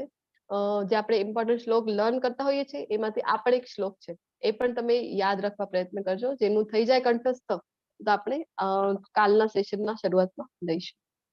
દેવી ગુણમયી મમ માયા દુરત્યયા મામ એવ યે પ્રપદ્યન્તે માયામેતાં તરન્તિ તે. ભૌતિક પ્રકૃતિના 3 ગુણોની બનેલી મારી આ દેવી માયાને જીતવી અત્યંત દુષ્કર છે. ભગવાન પોતે જણાવે છે કે આ જે માયાદેવી છે, આ 3 ગુણોને માયાદેવી પણ કહેવામાં આવી છે. પ્રકૃતિના જે 3 ગુણો છે, આ જે માયા છે, તો ભગવાન કહે છે કે એને પાર કરવી અત્યંત દુષ્કર છે. પરંતુ નેક્સ્ટ લાઈનમાં ભગવાન છે એનું સોલ્યુશન આપી દે છે આપણને, કેવી રીતે પાર કરી શકીશું. તો ભગવાન કહે છે કે પરંતુ મામ એવ યે પ્રપદ્યન્તે, પ્રપદ્યન્તે એટલે કે શરણાગતિ. જેઓ મને શરણાગત થાય છે તેઓ તેને સરળતાથી પાર કરી જાય છે. આના પહેલા પણ પ્રપન્નમ, જ્યારે શરણાગતિનો શ્લોક આપણે જોયું હતું 2.7, એમાં અર્જુનજી કહે છે ને પ્રપન્નમ ચાદિમામ ત્વામ પ્રપન્નમ. તો આ જે શરણાગતિ છે એનું ખૂબ જ મહત્વ છે. તો અહીંયા ભગવાન કહે છે કે ભગવાનની શરણે જઈએ તો આપણે આ માયાદેવીને પાર કરી શકીશું. એના સિવાય માયાદેવીને પાર કરવાનો બીજો કોઈ રસ્તો જ નથી. તો અહીંયા જો ભક્ત છે, આપણે શું કામ જયારે આપણો વર્ગ છે, સેશન છે, એ શરૂ થાય ત્યારે, સેશન એન્ડ થાય ત્યારે, અથવા તો જયારે પણ આપણે હરે કૃષ્ણ મહામંત્ર બોલતા હોઈએ છીએ ત્યારે શું કામ આપણે બંને હાથ ઊંચા કરીને બોલતા હોઈએ છીએ? આ કારણ છે એનું કે આ ચૈતન્ય મહાપ્રભુએ આપણને આપેલું છે શરણાગતિનો પ્રણામ. આવી રીતે આપણે બંને હાથ ઊંચા કરીને જયારે હરે કૃષ્ણ મહામંત્ર બોલીએ ત્યારે આપણે કૃષ્ણની શરણાગતિ સ્વીકારતા હોઈએ છીએ. તો અહીંયા જો આ એક ભક્ત છે, પાણીમાં તણાઈ રહ્યું છે, જયારે બે હાથ ઊંચા કરીને ભગવાનની શરણાગતિ સ્વીકારે છે તો પછી કૃષ્ણ છે એ એક ક્ષણની પણ વાર લગાડતા નથી, તરત જ આવી જાય છે ને ગરુડજી ઉપર સવાર થઈને. અને જો કૃષ્ણ એને હાથ લાંબો કરીને આપે છે ને, આવી જાને, શું કામ હેરાન થાય છે? તો અહીંયા હેરાન થવા માટે બનેલું નથી. કૃષ્ણજી વારંવાર ભગવદ ગીતામાં આટલું બધું જ્ઞાન શું કામ આપે છે કૃષ્ણ આપણને, કે કેવી રીતે આપણે આ ભૌતિક જગતમાં જે આપણે બધા ભગવાનથી દ્વેષ કરીને અહીંયા આવેલા છીએ, ભગવાન સાથે ઈર્ષ્યા કરી છે આપણે કે ભગવાન તમારે જ સાથે ભોગવવાનું, અમારે નહીં, આવી રીતે આપણે અહીંયા આવેલા છે. તો પછી અહીંયા હેરાન થાય છે. તો કૃષ્ણને એ ગમતું નથી, કારણ કે કૃષ્ણની આપણે બધા સંતાનો છીએ. તો કૃષ્ણ ઈચ્છે છે કે આપણે એના ધામમાં પાછો જઈએ. તો કૃષ્ણ કહે છે કે આવી જાને ધામમાં, ત્યાં આપણે સાથે મળીને આનંદ કરીશું. તારું આ સ્વરૂપ નથી, તારું સ્વરૂપ પણ મારા જેવું છે, સચ્ચિદાનંદ સ્વરૂપ છે તારું. એ ક્યારે મળશે તને? તું જયારે ધામમાં આવીશ ત્યારે. તો કૃષ્ણ ખૂબ આતુર છે કે આપણે બધા છીએ એ ફરીથી આપણે ધામમાં પહોંચી કૃષ્ણ સાથે. તો અને એક દાખલા સાથે સમજીશું આપણે કે જો કોઈની ઘરે આપણે ગયા હોઈએ અને એનું પેટ ડોગ છે ધારો, તો એ આપણી ઉપર જયારે બાર્કિંગ કરે, ખૂબ ભોકે આપણા ઉપર, તો આપણે શું કરતા હોઈએ? જઈને એને આપણે કહીએ મને હેરાન નહીં કર, એવું કરતા હોઈએ છીએ. અથવા તો જે એનો માલિક છે એ હા મિસ્ટર શર્માજી આને સંભાળો તમારા ડોગને. તો પછી શર્માજી છે એ તરત જ આવી જાય અને એના ડોગને કહે ને ટોમી ગેટ ડાઉન, હેરાન કરતો નહીં. અને પછી જે ટોમી છે, જે ડોગ છે, એ તરત જ ચૂપ થઈ જાય કે નહીં? સેમ વે આજે માયાદેવી છે, એના સ્વામી કોણ છે? કૃષ્ણ છે. આપણે જયારે કૃષ્ણની શરણે જઈશું તો પછી કૃષ્ણ છે એ માયાદેવીને ઓર્ડર કરે છે કે માયા ગેટ ડાઉન, મારો ભક્ત છે એને તું હેરાન કરતી નહીં. તો પછી માયાદેવી છે એ આપણને હેરાન કરતી નથી. તો કેવલ એક અને એક જ રસ્તો છે માયાદેવીને પાર કરવાનો, કૃષ્ણની શરણાગતિ. તો ભગવાન આવું છે તો એનો અર્થ તો પછી બધા જ તમારી શરણે આવતા હશે ને? બધા જો જાણી જાય કે માયાને પાર કરવાનો એક જ રસ્તો છે તમારી શરણાગતિ, તો બધા આવી જતા હોય ને? તો પછી ભગવાન કહે છે કે ના, 4 પ્રકારના નમૂનાઓ છે જે મારી શરણે નથી આવતા. તો કયા નમૂનાઓ છે? ભગવાન જણાવે છે ન મામ દુષ્કૃતિ નો મોઢા પ્રપદ્યંતે નરાધમા માયયા અપરત જ્ઞાના આસુરમ ભાવમાશ્રિત. જે મનુષ્ય તદ્દન મૂર્ખ છે, 4 કેટેગરી છે. ભગવાન કહે છે કે આ મારી શરણે ક્યારે આવતા નથી. તો પહેલી કેટેગરી કઈ છે? તો ભગવાન કહે છે કે મૂઢા એટલે કે મૂર્ખ, જે તદ્દન મૂર્ખ છે. મૂર્ખ એટલે પ્રભુપાદજી એમને સરખાવે છે ગધેડાની સાથે, કે સવારથી લઈને સાંજ સુધી કામ કરતા. શું કામ? બસ પૈસા કમાવાના છે, પૈસા કમાવાના છે, એની જ પાછળ આખો જે સમય છે એ સ્પેન્ડ કરતા હોય છે અર્થોપાર્જન માટે. પ્રભુપાદજી કહે છે કે એ મૂઢા કેટેગરીમાં આવે છે. આપણે એમને કહીશું કે ભગવદ ગીતાના વર્ગો જોઈન કરો અથવા તો ભગવદ ગીતા વાંચો, તો કે ટાઈમ ક્યાં છે અમારી પાસે? તો આ કેટેગરી થઈ ગઈ મૂઢા. પછી બીજી કેટેગરી કઈ છે? તો જેઓ મનુષ્યમાં અધમ છે, નરાધમ. અધમ એટલે કેવા? તો સારા કુટુંબમાં એમનો જન્મ થયો છે, બ્રાહ્મણ કુટુંબમાં જન્મ છે, વૈષ્ણવ કુટુંબમાં એમનો જન્મ છે, તો એમના ઘરે પહેલેથી જ ઠાકોરજીની સેવા થતી હોય છે, ઠાકોરજીને ભોગ ધરાવવામાં આવે છે, તો પણ એ પોતે ભગવાનની ભક્તિની સેવા કરતા નથી. તો થઈ ગયા એ મનુષ્યમાં અધમ. જેમનું ત્રીજી કેટેગરી કઈ છે? તો કહે છે કે જેમનું જ્ઞાન માયા વડે હરાઈ ગયું છે, માયા અપરત જ્ઞાન. કે એ કેટેગરીમાં કોણ આવે છે? તો વૈજ્ઞાનિકો છે, સાહિત્યકારો છે. શું થાય એ લોકોને? આ જે દુનિયા છે ને અમારા લીધે સુખપૂર્વક ચાલી શકે છે, અમે સંશોધનો કરીએ છીએ જેના કારણે તમે બધા આરામથી રહી શકો છો. આવી જે કેટેગરી છે તો એ થઈ ગઈ માયા એમનું જ્ઞાન છે. આમ આપણને ભૌતિક જગત ઉપર લાગે, ભૌતિક પ્લેટફોર્મ ઉપર કે ખૂબ જ જ્ઞાની છે, પીએચડી લેવલના હોય અથવા તો મોટા મોટા સાહિત્યકારો હોય, સંશોધકો હોય છે, પરંતુ વાસ્તવમાં આપણે જોઈએ તો માયા દ્વારા એમનું જ્ઞાન હરાયેલું છે અને એ કૃષ્ણના શરણે આવી શકતા નથી. ચોથી કેટેગરી કઈ છે? તો આસુર. આસુર એટલે કે આવા મોટા મોટા શિંગડાઓ છે, આવા મોટા મોટા દાંત છે, આવા ભયાનક જોરથી હસતા હોય, હા હા હા હા, આવા અસુરો. ભગવાન કહે છે કે નહીં, કૃષ્ણમાં જે નથી માનતા ને એ બધા આમ તો અસુર જ થઈ ગયા. નાસ્તિક પ્રવૃત્તિ, જે કૃષ્ણમાં માને જ નહીં, ભગવાનમાં માનતા જ ન હોય, તો આવા 4 જે લોકો છે તો ભગવાને કયું શબ્દ યુઝ કર્યું છે એમના માટે કે દુષ્ટો, દુષ્કૃતિનો દુષ્ટો છે તો ભગવાન કહે છે કે મારું શરણ એ ક્યારે પણ ગ્રહણ કરતા નથી. તો દરેક દુષ્કૃતિના ઉદાહરણ અહીંયા જો આજે પહેલું છે ગધેડાની માફક કામ કરે તો મૂર્ખ કેટેગરીમાં આવે છે. પછી જે બીજા છે જે પોતાને ખૂબ જ્ઞાની માનતા હોય છે સાહિત્યકારો વૈજ્ઞાનિકો તો આવે છે માયા અપરત જ્ઞાન, જેમનું જ્ઞાન માયા દ્વારા હણાઈ ગયું છે. ત્રીજી કેટેગરી જે છે એ છે કે અધમ નરાધમ, જે ભગવાને જણાવ્યું ને તો એક સુંદર અહીંયા ઉદાહરણ માટે જે આપેલું છે ચૈતન્ય ચરિતામૃતની એક સુંદર ઘટના છે જગાઈ મધાઈ વાળી કે જગાઈ મધાઈ બ્રાહ્મણ કુટુંબમાં હોય છે, એમનો જન્મ બ્રાહ્મણ કુટુંબમાં હોય છે, પરંતુ કેવા છે તો નરાધમ છે, ભક્તિ માર્ગ ઉપર તો નથી પરંતુ ઉલટાનું બીજાને હેરાન કર્યા કરે. અને એક દિવસ શું થાય છે આ નિત્યાનંદ પ્રભુજી જયારે ચૈતન્ય મહાપ્રભુના આદેશથી જયારે કૃષ્ણ ભાવનામૃતનો પ્રચાર કરવા જતા હોય છે તો એ જગાઈ મધાઈ એમના ઉપર પ્રહાર કરી દે છે, એમના ઉપર પથ્થરથી આ પ્રહાર કરે છે અને એમના માથાથી નિત્યાનંદ પ્રભુના માથાથી લોહી વહે છે. અને કોઈ જઈને ચૈતન્ય મહાપ્રભુને કહી દે છે તો ચૈતન્ય મહાપ્રભુ ખૂબ ગુસ્સે થઈ જાય છે. આપણે વાત કરી હતી કે ચૈતન્ય મહાપ્રભુ એટલે સાક્ષાત કૃષ્ણના અવતાર છે. અને આજે નિત્યાનંદ પ્રભુ છે એ બલરામજીના વિસ્તાર છે. આ નિત્યાનંદ પ્રભુ છે ને સૌથી મર્સીફુલ જે ભગવાનનો અત્યાર સુધીમાં કોઈ અવતાર હોય તો એ છે નિત્યાનંદ પ્રભુ. અત્યંત કૃપામૂર્તિ છે અને અત્યંત એ બધા ઉપર દયા કરતા હોય છે. તો અહીંયા ચૈતન્ય મહાપ્રભુ તો ખૂબ ગુસ્સે થઈ જાય છે. શું કામ?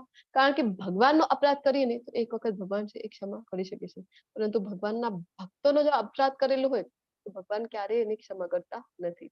તો તરત જ ગુસ્સે થઈને એમનું જે સુદર્શન ચક્ર છે એમનું આવાહન કરી દે છે આ ચૈતન્ય મહાપ્રભુ.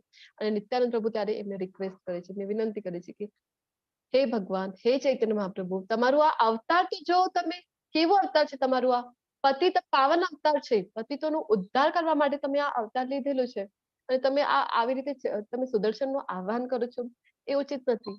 આ જે પતિતો છે જગાઈ મધાઈ એમના ઉપર તમે કૃપા કરો, તો એમને તમે ક્ષમા કરી દો અને એમને તમે શુદ્ધ પ્રેમ તમારું આપો, એવી વિનંતી નિત્યાનંદ પ્રભુ છે એ ચૈતન્ય મહાપ્રભુ પાસે કરે છે કે તમે આવી રીતે જો દુષ્ટોનો સંહાર કરશો, તમારો આ જે અવતાર છે એ દુષ્ટોનો સંહાર કરવા માટે નથી પ્રભુ. આ કલયુગ છે, કલયુગમાં તમે જોશો તો તમને ચારે બાજુ આવા જ લોકો દેખાશે, તમે કોને કોને મારશો?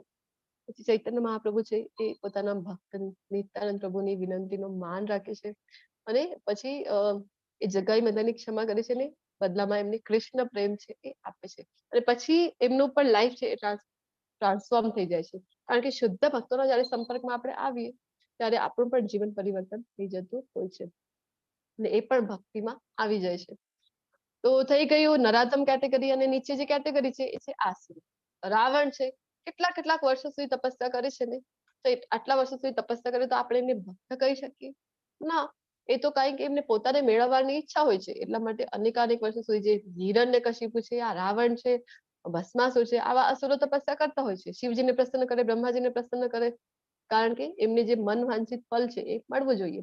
વાસ્તવમાં શિવજી પ્રત્યે, બ્રહ્માજી પ્રત્યે કોઈ પ્રેમ છે નથી. તો આવી ગયા આસુરી કેટેગરીમાં. તો ભગવાન તમારી શરણે કોણ આવે છે? ભગવાન કહે છે કે હા, 4 પ્રકારના જે સુકૃતિવાન લોકો છે ને એ મારી શરણે આવે છે. સુકૃતિવાન લોકો એટલે કે પુણ્યવાન લોકો. સુકૃતિ 2 ટાઈપની હોય છે. એક એટલે કે જે જ્ઞાત સુકૃતિ છે, જે આપણે જાણી જોઈને સુકૃતિ કરતા હોઈએ છીએ, એ થઈ ગઈ આપણી જ્ઞાત સુકૃતિ. બીજી સુકૃતિ હોય છે એ છે કે અજ્ઞાત સુકૃતિ, એટલે કે આપણે ધારો કે આપણે પાસેથી જે ભક્તો છે, ભક્તોનું ગ્રુપ ત્યાંથી જઈ રહ્યું છે, સંકીર્તન કરતા કરતા જઈ રહ્યા છે અને આપણને કોઈ પૂછે કે આ મંદિરનો એડ્રેસ બતાવો ને કઈ બાજુ છે મંદિર, તો આપણે એમને જણાવી દઈએ કે અહીંયાથી સ્ટ્રેટ જઈને લેફ્ટ ટર્ન લઈ લો. તો એ થઈ ગઈ આપણી અજ્ઞાત સુકૃતિ. આવી રીતે સુકૃતિ અનેકાનેક જન્મોની જયારે સુકૃતિઓ એડ થાય આપણી ખાતામાં ત્યારે જ આપણે આ કૃષ્ણ ભાવનામાં આવી શકીએ છીએ. કૃષ્ણનું નામ જે છે, આપણે જો હરે કૃષ્ણ મહામંત્રનો જપ કરી રહ્યા છે ને, આપણે સેશન એન્ડ થઈને આપણે એક માળા સાથે મળીને કરતા હોઈએ છીએ. આ જે નામ છે એ આપણી જીવા ઉપર જો આવે છે ને, આ કોઈ સામાન્ય વાત નથી. અનેકાનેક જન્મોની આપણી સુકૃતિઓ હોય તો જ કૃષ્ણનું નામ આપણી જીવા ઉપર આવી શકે છે. તો ભગવાન કહે છે કે હા, આવા જે 4 પ્રકારના સુકૃતિવાન લોકો છે, પુણ્યવાન લોકો છે, એ મારી શરણે આવે છે. કયા કયા? હે ભરતશ્રેષ્ઠ, 4 પ્રકારના પુણ્યશાળી મનુષ્ય મારી ભક્તિમય સેવા કરે છે. કઈ કઈ કેટેગરી છે? તો કઈ છે? કે પહેલી છે એ દુઃખી છે, દુઃખ માટે જ્યારે દુઃખ પડે તો યાદ કરી આપણને કૃષ્ણને, હે કૃષ્ણ, હે કરુણાનિધિ, મારા ઉપર તો દુઃખોનું પહાડ આવી ગયું છે, મારું તમે રક્ષા કરો, મને આ દુઃખમાંથી તમે ઉગારો, એવું આપણે કૃષ્ણ પ્રાર્થના કરવી જોઈએ. ભગવાન કહે છે કે સુકૃતિવાન છે. શું કામ? કારણ કે જ્યારે દુઃખ આવે ને તો ઘણા બધા ચાન્સીસ છે કે આપણે અહીંયા ત્યાં આપણે ફસાઈ જઈએ. ઘણા બધા લોકો છે ફસાઈ જાય છે બાબા અને આવી બધી વસ્તુમાં, કે દુઃખ આવી ગયું જતા રહેશે કોઈ બાબાની શરણે, એમની પાસે વિનંતી કરી. પરંતુ દુઃખ માટે પણ જો આપણે કૃષ્ણની શરણે જઈએ છીએ તો કૃષ્ણ જો આપણી માટે કયો શબ્દ યુઝ કરી રહ્યા છે અહીંયા? ચતુર્વિધા ભજન્તે મામ જના સુકૃતિનોર્જન, સુકૃતિવાન કહે છે. આર્ત જિજ્ઞાસુર અર્થાર્થી જ્ઞાની ચ તર્ષભ, કે દુઃખ માટે પણ મને યાદ કર્યું ને તો કોઈ વાત નહીં. કૃષ્ણ કહે છે કે મારો પુત્ર છે, મને દુઃખમાં યાદ કરે છે, કોઈ વાત નહીં, હું એની મદદ કરીશ. તો એમાં પણ કૃષ્ણ છે એ ખુશ થાય છે કે દુઃખમાં છે મારી શરણે તો આવ્યું. પછી કઈ કેટેગરી છે? તો અર્થાર્થી. અર્થાર્થી કે જે કઈ પૈસાની કામના હોય છે તો ભગવાનની શરણે જતા હોય છે.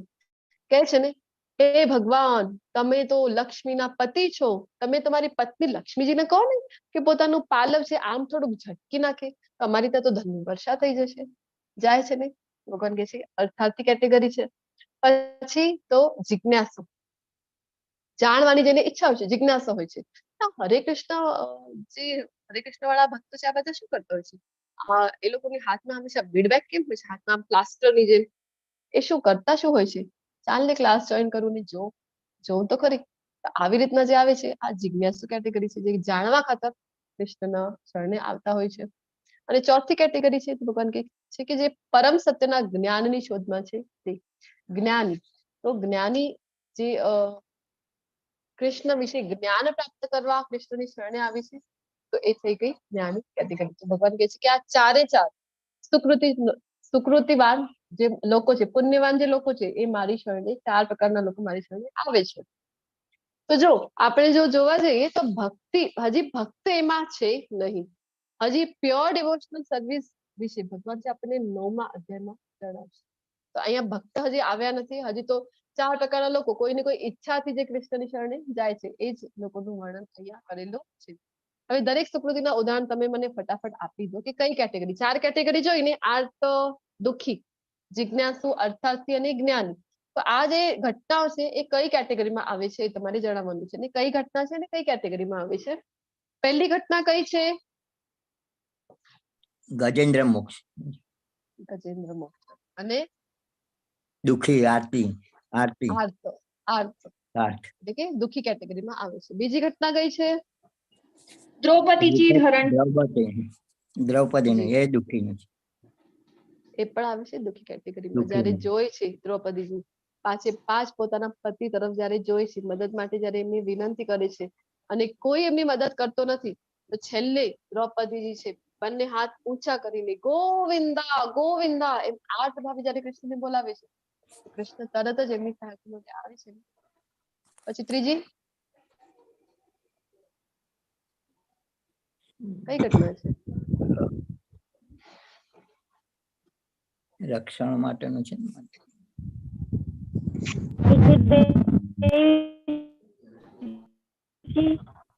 હા, તમારો અવાજ બ્રેક થઈ રહ્યો છે. સુખદેવજી છે. વાસુદેવ, જ્યારે વ્યાસુદેવ ને દેવકીજી હતા ને કારાગૃહમાં, એ છે. ના, એ નથી. સુખદેવજી બોલ્યા ને માતાજી. હા, સુખદેવ. હા,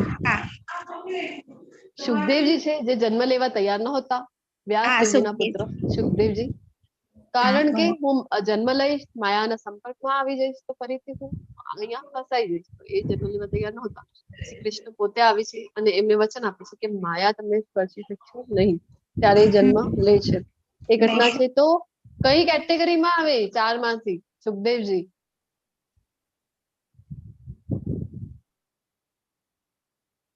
પરમ હરે કૃષ્ણ. હા, જ્ઞાની જે કેટેગરી છે એમાં આવે છે. પછી કઈ ઘટના છે? ધ્યાન માટે. હા, આ જે ચોથી છે એ કઈ ઘટના છે? સૌનક ઋષિ નહીં છે? જી નહીં. મારા નીચે વાળી છે અરણ્ય તો. પરીક્ષિત મહારાજ પરીક્ષિત મહારાજ કોની પાસેથી લઈ રહ્યા છે શ્રીમદ ભાગવતમ નું જ્ઞાન? સુખદેવજી પાસેથી. સુખદેવજી પાસેથી. તો સુખદેવજી પરીક્ષિત પાસે. મહારાજ જી યસ માતાજી ધન્યવાદ. તો પરીક્ષિત મહારાજ કઈ કેટેગરીમાં આવે? જ્ઞાની. જ્ઞાનની જ આવે. પરીક્ષિત મહારાજ જિજ્ઞાસુ. જિજ્ઞાસુ જાણવાની ઈચ્છા છે ને? જાણવાની છે એ, હા જિજ્ઞાસુ. યસ માતાજી. નીચે કઈ ઘટના છે? સુગ્રીવ. પ્રહલાદની છે. પ્રહલાદ. જી નહીં. પ્રહલાદ નથી. ધ્રુવ મહારાજ છે ને? ધ્રુવ મહારાજ છે. ધ્રુવ મહારાજ કઈ કેટેગરીમાં આવે છે?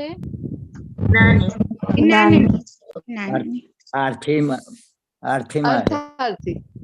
પહેલા એ કોઈ કામના સાથે ભગવાનની શરણે ગયા હતા, જયારે તપસ્યા કરવા ગયા ત્યારે ઈચ્છા હતી ને એમને, એટલે અર્થાર્થી. ને પછી જયારે ભગવાન શંખ અડાડે છે એમના માથા પર, તો પછી જ્ઞાની કેટેગરીમાં આવે છે. એના પાછળની રામ. પ્રભુ શ્રી રામ સાથે કોણ છે? પ્રભુ શ્રી રામ વચન માંગે છે ત્યારે. હા, કોની પાસેથી? સુગ્રીવ છે. સુગ્રીવજી. કઈ કેટેગરીમાં આવે છે સુગ્રીવજી? ઈ પ્રભુની ભક્તિની કેટેગરીમાં.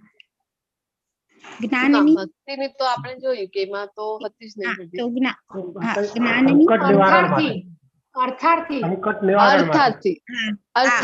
કારણ કે એમને પણ એમના જે ભાઈ હતા બાલી, તો બલી પાસેથી એમને પોતાનું રાજ્ય જોઈતું હતું ને, પોતાની પત્ની જોઈતી હતી, એટલા માટે એ અર્થાર્થીમાં આવે છે. અને લાસ્ટ વાળી કઈ છે ઘટના? અરણ્ય. નૈમિષારણ્ય. નૈમિષારણ્યમાં કેટલા ઋષિ મુનિઓ છે? અને કોની પાસેથી જ્ઞાન લઈ રહ્યા છે? નૈમિષારણ્યમાં શ્રીમદ ભાગવતમ નું જ્ઞાન કોણ આપે છે ત્યાં નૈમિષારણ્યમાં? ભાગવતમ ના વર્ગમાં કેટલા લોકો આપણા ત્યાં આવે છે તમને ખ્યાલ હશે? સ્વામી પાસેથી સુત ગોસ્વામી નૈમિષારણ્યમાં 88,000 ઋષિઓ, શૌનક આદિ જે ઋષિઓ છે 88,000 ઋષિઓ સુત ગોસ્વામી પાસેથી જયારે ભાગવતમ નું જ્ઞાન લે છે એ ઘટના છે. એ તો કઈ કેટેગરી આવે? જ્ઞાનની. તો જિજ્ઞાસુ. જિજ્ઞાસા એ પ્રશ્નો કરે છે ને સુત ગોસ્વામીને, જાણવાની ઈચ્છા છે. ખૂબ ખૂબ ધન્યવાદ. ધ્રુવ મહારાજ વિશે તમને બધાને કન્ફ્યુઝન હશે ને કે કેમ જ્ઞાની છે કે અર્થાર્થી કેવી રીતે? તો એના માટે આપણે એક ધ્રુવ મહારાજની ઘટના શોર્ટમાં લેવાનો પ્રયત્ન કરીશું. ધ્રુવ મહારાજ એમના પિતા ઉત્તાનપાદ રાજા ઉત્તાનપાદ હતા, અને એ જયારે આવે છે ઘણા સમય પાછળ યુદ્ધથી, તો ધ્રુવ મહારાજ છે એમના ખોળામાં બેસી જાય છે પોતાના પિતાના. બે માતા હોય છે એમની, સુનીતિ એમની માતા અને એક સાવકી માતા જે છે સુરુચિ. તો એમનો પણ એક પુત્ર હોય છે ધ્રુવ મહારાજના નાના ભાઈ. તો એ રાજાના ખોળામાં બેઠેલા હોય છે. ધ્રુવ મહારાજને પણ ઈચ્છા થાય છે કે હું પણ મારા પિતાના ખોળામાં બેસું, તો એ જઈને બેસે છે. અને ત્યારે એમની જો સાવકી માતા અહીંયા આપણને જોવા મળે છે ને પિક્ચરમાં, ના પાડે છે, એમને ઉઠાડી દે છે અને ના પાડે છે, કહે છે કે ના, તારે બીજી વખત ક્યારે આવી હિંમત કરવાની નહીં કે તું તારા પિતાના ખોળામાં બેસવાની અથવા તો આ રાજગાદી ઉપર બેસવાની ક્યારે બીજી વખત તું હિંમત કરતો નહીં. તને જો આવું કરવું હોય તો તને શું કરવું પડશે? તારા તો કમનસીબે તું તારી સુનીતિ માતાની ગર્ભે તારું જન્મ થયું છે, જેના કારણે તને આ હક છે એ મળશે નહીં. તને જો આ હક મેળવવો હોય તો તને મારી કોખે જન્મ લેવું પડે. તો હવે તું જા, નારાયણની શરણે જા, એ જ તારી કોઈ મદદ કરી શકે છે. ને ધ્રુવ મહારાજ નાનકડા હોય છે પરંતુ ક્ષત્રિય છે, એમનું લોહી તો ઉકળી જાય. એ પોતાની માતા પાસે આવે છે અને એમની માતાને જણાવે છે આખી ઘટના. અને ત્યારે એમની માતા જે છે સુનીતિ માતા, એ કહે છે કે તારી સુરુચિ માતાએ સાચું કીધું છે કે નારાયણની શરણે તારે જવું જોઈએ, એ જ તારી મદદ કરી શકશે. પછી નીકળી જાય છે ને નાનકડા એવા ધ્રુવ મહારાજ માત્ર 5 વર્ષના હોય છે અને નીકળી જાય છે. શું કામ? તો એમને ઈચ્છા હતી કે એમના જે પરદાદા છે જે બ્રહ્માજી, એમના કરતા પણ મોટા લોકનું મોટું સામ્રાજ્ય મને મળ્યું, આવી એમને ઈચ્છા હતી, જેના કારણે એ નીકળી જાય છે. અને પછી એ તપસ્યા કરવા ત્યાં લાગી જાય છે. એટલે રસ્તામાં એમને કોણ મળે છે? કોણ છે એમના ગુરુ? નારદજી. નારદજી. અને કયો મંત્ર આપે છે ધ્રુવ મહારાજને? ઓમ નમો ભગવતે વાસુદેવાય. ઓમ નમો ભગવતે વાસુદેવાય આપે છે ને મંત્ર.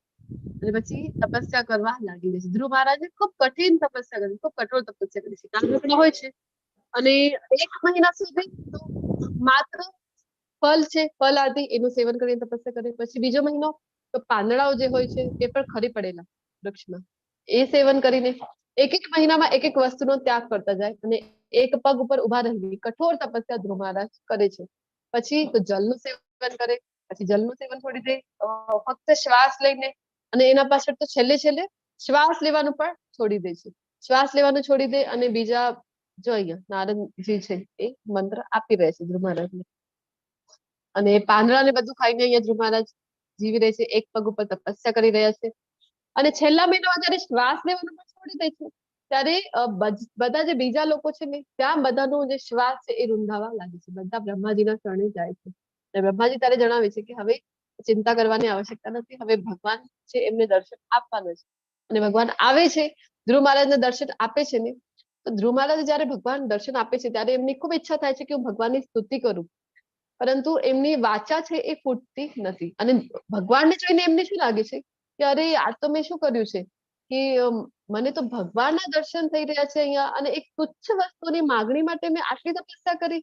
ભગવાનના દર્શન જયારે થઈ જાય છે ત્યારે એમને બધું જ, હવે એમને કાંઈ ઈચ્છા રહેતી નથી, હવે મારે કશું જોઈતું નથી એવું એમને થાય છે. અને ભગવાનની સ્તુતિ કરવાની ઈચ્છા થાય છે. પછી એ બોલી શકતા નથી. ભગવાન છે પોતાનું શંખ જે એમની હાથમાં હોય છે એ જે જ્ઞાનનું પ્રતીક છે એમના માથે અડાડે છે ધ્રુવ મહારાજને, અને પછી એમને જ્ઞાન થાય છે. અને ખૂબ સુંદર સ્તુતિઓ કરે છે. શ્રીમદ ભાગવતમમાં આવે છે ધ્રુવ મહારાજની સ્તુતિઓ. તો ખૂબ સુંદર સ્તુતિઓ ભગવાનની એ કરે છે. અને પછી ભગવાન કહે છે કે તારી ઈચ્છા હોય એમાં, તો એ ના પાડે છે ધ્રુવ મહારાજ. ભગવાન કહે છે કે ના બેટા, તું ઈચ્છા કરી હતી ને. ભગવાન છે એ કેવા છે? ભક્તવત્સલ છે, અત્યંત કૃપાલુ છે કૃષ્ણ છે. તો ઈચ્છા હતી ને એમને મોટા રાજ્યની, એમને બ્રહ્માજી કરતા પણ મોટું રાજ્ય જોઈતું હતું. તો ભગવાન છે એ બંને આપી દે છે. જો આપણે ભક્તિને સેવા કરીએ ને તો આપણને પછી બીજું કઈ વિચારવાની આવશ્યકતા રહેતી જ નથી. કારણ કે ભગવાન 9મા અધ્યાયમાં કહે છે ને યોગક્ષેમમ વહામ્યહમ, કે જે વસ્તુની આવશ્યકતા હોય છે એ હું આપું છું ભક્તોને, અને જે છે એમની પાસે એનું હું રક્ષણ કરું છું. તો અહીંયા ભગવાન છે એક ઈચ્છા કરી હતી એટલે એમને 36,000 વર્ષો સુધી જે છે આખા પૃથ્વીનું સામ્રાજ્ય આપે છે. હવે આ જે ઘટના છે ને એ ક્યાંની છે? સતયુગની. અને આપણે જોઈ ગયા હમણાં કે નારદજી એમને મંત્ર આપ્યું હતું. કયું મંત્ર આપ્યું હતું? તો ઓમ નમો ભગવતે વાસુદેવાય. તો જયારે કૃષ્ણ આવ્યા, કયું યુગ હતું કૃષ્ણ જયારે અહીંયા આવ્યા હતા ત્યારે, જયારે ભગવદ ગીતાનો ઉપદેશ આપ્યો, કયું યુગ હતું ત્યારે? સત્યુગ. કૃષ્ણ જયારે હમણાં આવીને ગયા છે દ્વાપર. દ્વાપર યુગ. દ્વાપર યુગમાં કૃષ્ણ આવ્યા ને, અને આ ઘટના તો સતયુગની છે. અને ત્યારે ઓમ નમો ભગવતે વાસુદેવાય આ મંત્ર આપ્યું. તો ઘણા બધાને પ્રશ્ન છે ને કે વિષ્ણુથી કૃષ્ણ આવ્યા છે કે કૃષ્ણથી વિષ્ણુ, કન્ફ્યુઝન થાય ને. ગોલોકચાર્ટ આમ તો આપણે સમજી ગયા છીએ. આમ તો જોવા જઈએ ને ગોલોકચાર્ટને સમજવા ઘણો સમય લાગી છે, પરંતુ આપણે શોર્ટમાં જે જોયું છે એનાથી પણ ખૂબ ક્લિયર આપણને થઈ જવું જોઈએ કે કૃષ્ણ છે એ બધા કારણોના કારણ છે. અને 11મા અધ્યાયમાં હજી પણ કોઈને શંકા હોય તો 11મા અધ્યાયમાં ખૂબ ક્લિયર થઈ જાય છે કે કૃષ્ણથી વિષ્ણુ આવે છે. તો કૃષ્ણ જો વિષ્ણુથી આવ્યા હોય તો પછી કેમ એના પહેલા જ સતયુગમાં આ મંત્ર આપેલું નારદજી દ્વારા? એ આપણે પ્રશ્ન થાય ને, એનાથી પણ ક્લિયર થઈ જાય છે કે એના પહેલા પણ કૃષ્ણ હતા. કૃષ્ણ છે એ બધા કારણોના કારણ છે, એટલે જે મંત્ર આપ્યું ને નારદજીએ. તો અહીંયા ભગવાનની સ્તુતિ કરે છે અને ભગવાન એમને આપી દે છે આખા પૃથ્વીનું સામ્રાજ્ય. કેટલા વર્ષો સુધી? 36,000 વર્ષો સુધી અહીંયા પૃથ્વી ઉપર એ સામ્રાજ્ય કરે છે રાજા બનીને. અને એ પણ કેવું 36,000 વર્ષો સુધી જીવ્યા એટલે પછી ઘડા થઈ ગયા.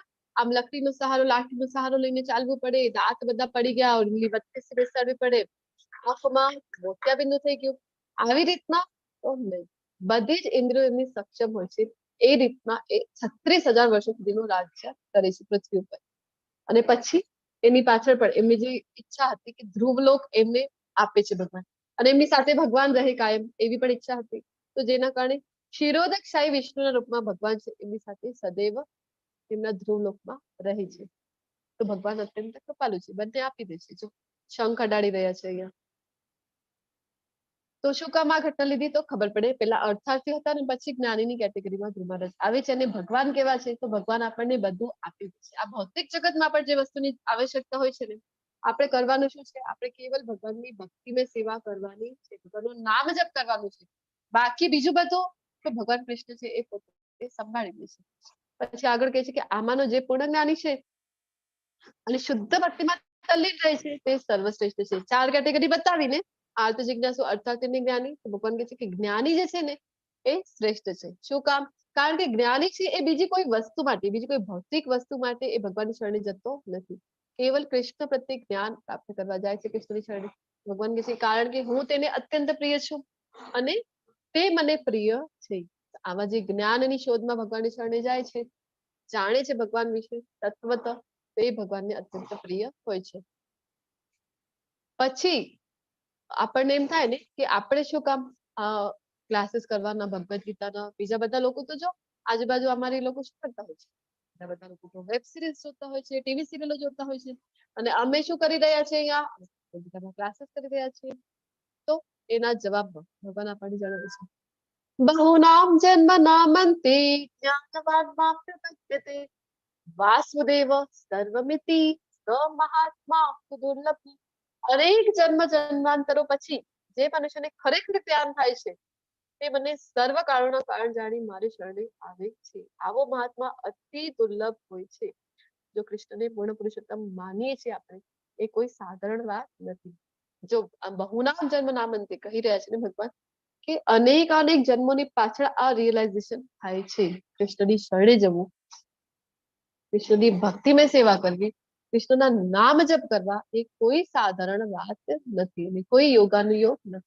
કે અનેક આપણી સુકૃતિઓ, હમણાં કીધું ને આજના અધ્યાયમાં ભગવાને, કે આપણે અનેક જન્મની સુકૃતિઓ હોય, કોઈ ભક્તોની અહેતુકે આપણા ઉપર કૃપા થયેલી હોય, અનેક જન્મ પાછળ આપણે જે આ કૃષ્ણ ભાવના મતમાં આવી શકીએ છીએ. તો આપણને એમ થાય ને કે બીજા લોકો તો જો શું કરી રહ્યા છે? મોબાઈલ જોતા હોય છે, ટીવી જોતા હોય છે, અમે જ ક્લાસ કરવાનું, અમે ભગવદ ગીતા વાંચવાની. તો ત્યારે આપણે સમજવાનું કે હજી એ લોકોની સુકૃતિઓ એડ થઈ નથી, હજી એમને ખાતે એટલી સુકૃતિઓ નથી.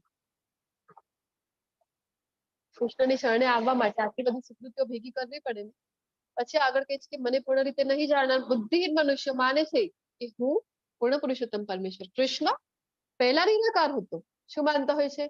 એક તું હિ નિરાકાર, બાકી બીજું બધું બધાને આકાર. તમને હા મને આકાર છે, તમારા પૂર્વજોને એમને આકાર હતો, એમના દાદાને એમને આકાર હતો, દાદાના દાદાને એમને પણ આકાર. કૃષ્ણ જે બધાના પિતા છે, કાળોના કારણ છે, એ નિરાકાર છે. ભગવાન તો કહેશે કે નિરાકારમાં માનતા હોય છે. અને હવે મેં આ વ્યક્તિત્વને ધારણ કર્યું છે કે પહેલા તો નિરાકાર હતા અને પછી આ શરીર ગ્રહણ કર્યું છે, તો પછી વ્યક્તિત્વ ધારણ કર્યું છે. તો એમના માટે ભગવાન શું કહી રહ્યા છે કે કેવા છે એ? તો ભગવાન કહે છે કે તેમના અલ્પ જ્ઞાનને કારણે તેઓ મારી અવિનાશી અને સર્વોપરી પ્રકૃતિને જાણતા નથી. આ જ્ઞાન કેવું છે? કૃષ્ણને પહેલા નિરાકાર માનવું, પછી વ્યક્તિનું રૂપ ધારણ કર્યું. ભગવાન કહે છે કે અલ્પ જ્ઞાન છે આ. તો તમે મને જણાવો, એવી કોઈ વસ્તુ હોય છે કે જે પહેલા જેનો આકાર ન હોય ને પછી એનો આકાર થઈ જાય? એવું શક્ય છે? ભૌતિક જગતમાં પણ ફર્નિચર પણ આપણને બનાવવું હોય, કોઈ ચેર બનાવવી છે, તો એના માટે રો મટીરિયલ યુઝ કરતા હોઈએ છીએ, લાકડું. તો લાકડું પણ છે તે પેલા નિરાકાર હોય છે કે કોઈ એક પર્ટિક્યુલર જે લોગ છે એનો એક આકાર હોય છે ને, પછી આપણે એને હજી ફર્ધર આકાર દઈને એક ચેર નો આકાર આપતા હોઈએ છીએ. એવું છે કે કોઈ નિરાકાર વસ્તુ આવી ને પછી એને આપણે આકાર વાળી વસ્તુ બનાવી દીધી? એવું ભૌતિક જગતમાં પણ આપણને જોવા મળતું નથી. તો આપણને બધાને જો આકાર છે, બે આંખ, બે કાન, મોઢું, આ બધું જ આકાર છે. તો જે આપણા સ્વામી છે, કૃષ્ણ છે, એમને આકાર ના હોય એવું થઈ શકે? એવું થઈ શકતું નથી. કૃષ્ણ છે એ જણાવે છે ભગવદ ગીતામાં કે હું એક વ્યક્તિના રૂપમાં છું. હવે આગળ ભગવાન કહે છે ના હમ પ્રકાશ સર્વસ્ય યોગ માયા સમાહિત મૂઢોયમ નાભિજાનાતિ લોકો મામ જગોદયમ. હું મૂર્ખ તથા અલ્પ બુદ્ધિ વાળા માણસો સમક્ષ કદી પોતાને પ્રકટ કરતો નથી. તેમને માટે હું મારી અંતરંગ શક્તિ દ્વારા આવૃત રહું છું. ભગવાનની બે શક્તિ હોય છે, અંતરંગ શક્તિ અને બહિરંગ શક્તિ, અને એક હોય છે તટસ્થ શક્તિ. આમ 3 શક્તિ છે. તો તટસ્થ શક્તિ એટલે કે આપણે બધા જે જીવો છીએ, તો આપણે બધા તટસ્થ શક્તિમાં આવીએ છીએ. પછી અંતરંગ શક્તિ જે છે ભગવાનની, અને બહિરંગ એટલે પ્રકૃતિની જે શક્તિ છે, માયાદેવી જે છે, અને અંતરંગ શક્તિ છે ભગવાનની, એ છે યોગ માયા શક્તિ. તો ભગવાન કહે છે કે જે અલ્પ બુદ્ધિ વાળા લોકો, ઘણા લોકોને થાય ને કૃષ્ણ છે તો દેખાતા કેમ નથી, જે વસ્તુ દેખાય એમને અમે માનતા હોઈએ, કૃષ્ણજી તો અમારી સમક્ષ કેમ નથી આવતા, અરે શું કામ આવે કૃષ્ણ તમારી સમક્ષ? કૃષ્ણ કહે છે કે અલ્પ બુદ્ધિ વાળા માણસો સમક્ષ હું કદી પોતાને પ્રકટ કરતો નથી. એમની સમક્ષ એક આવરણ આવી જાય છે. કયું આવરણ છે? યોગ માયા શક્તિનો, અંતરંગ શક્તિનો એક આવરણ આવી જાય છે. કૃષ્ણને જો આપણે જાણવું છે, કૃષ્ણને જો જોવું છે, 4 પડદાઓ છે એને પાર કરીએ તો આપણને કૃષ્ણનું દર્શન થઈ શકે. 3 પડદા છે માયાદેવીના છે. સૌ પ્રથમ કયું પડદું છે?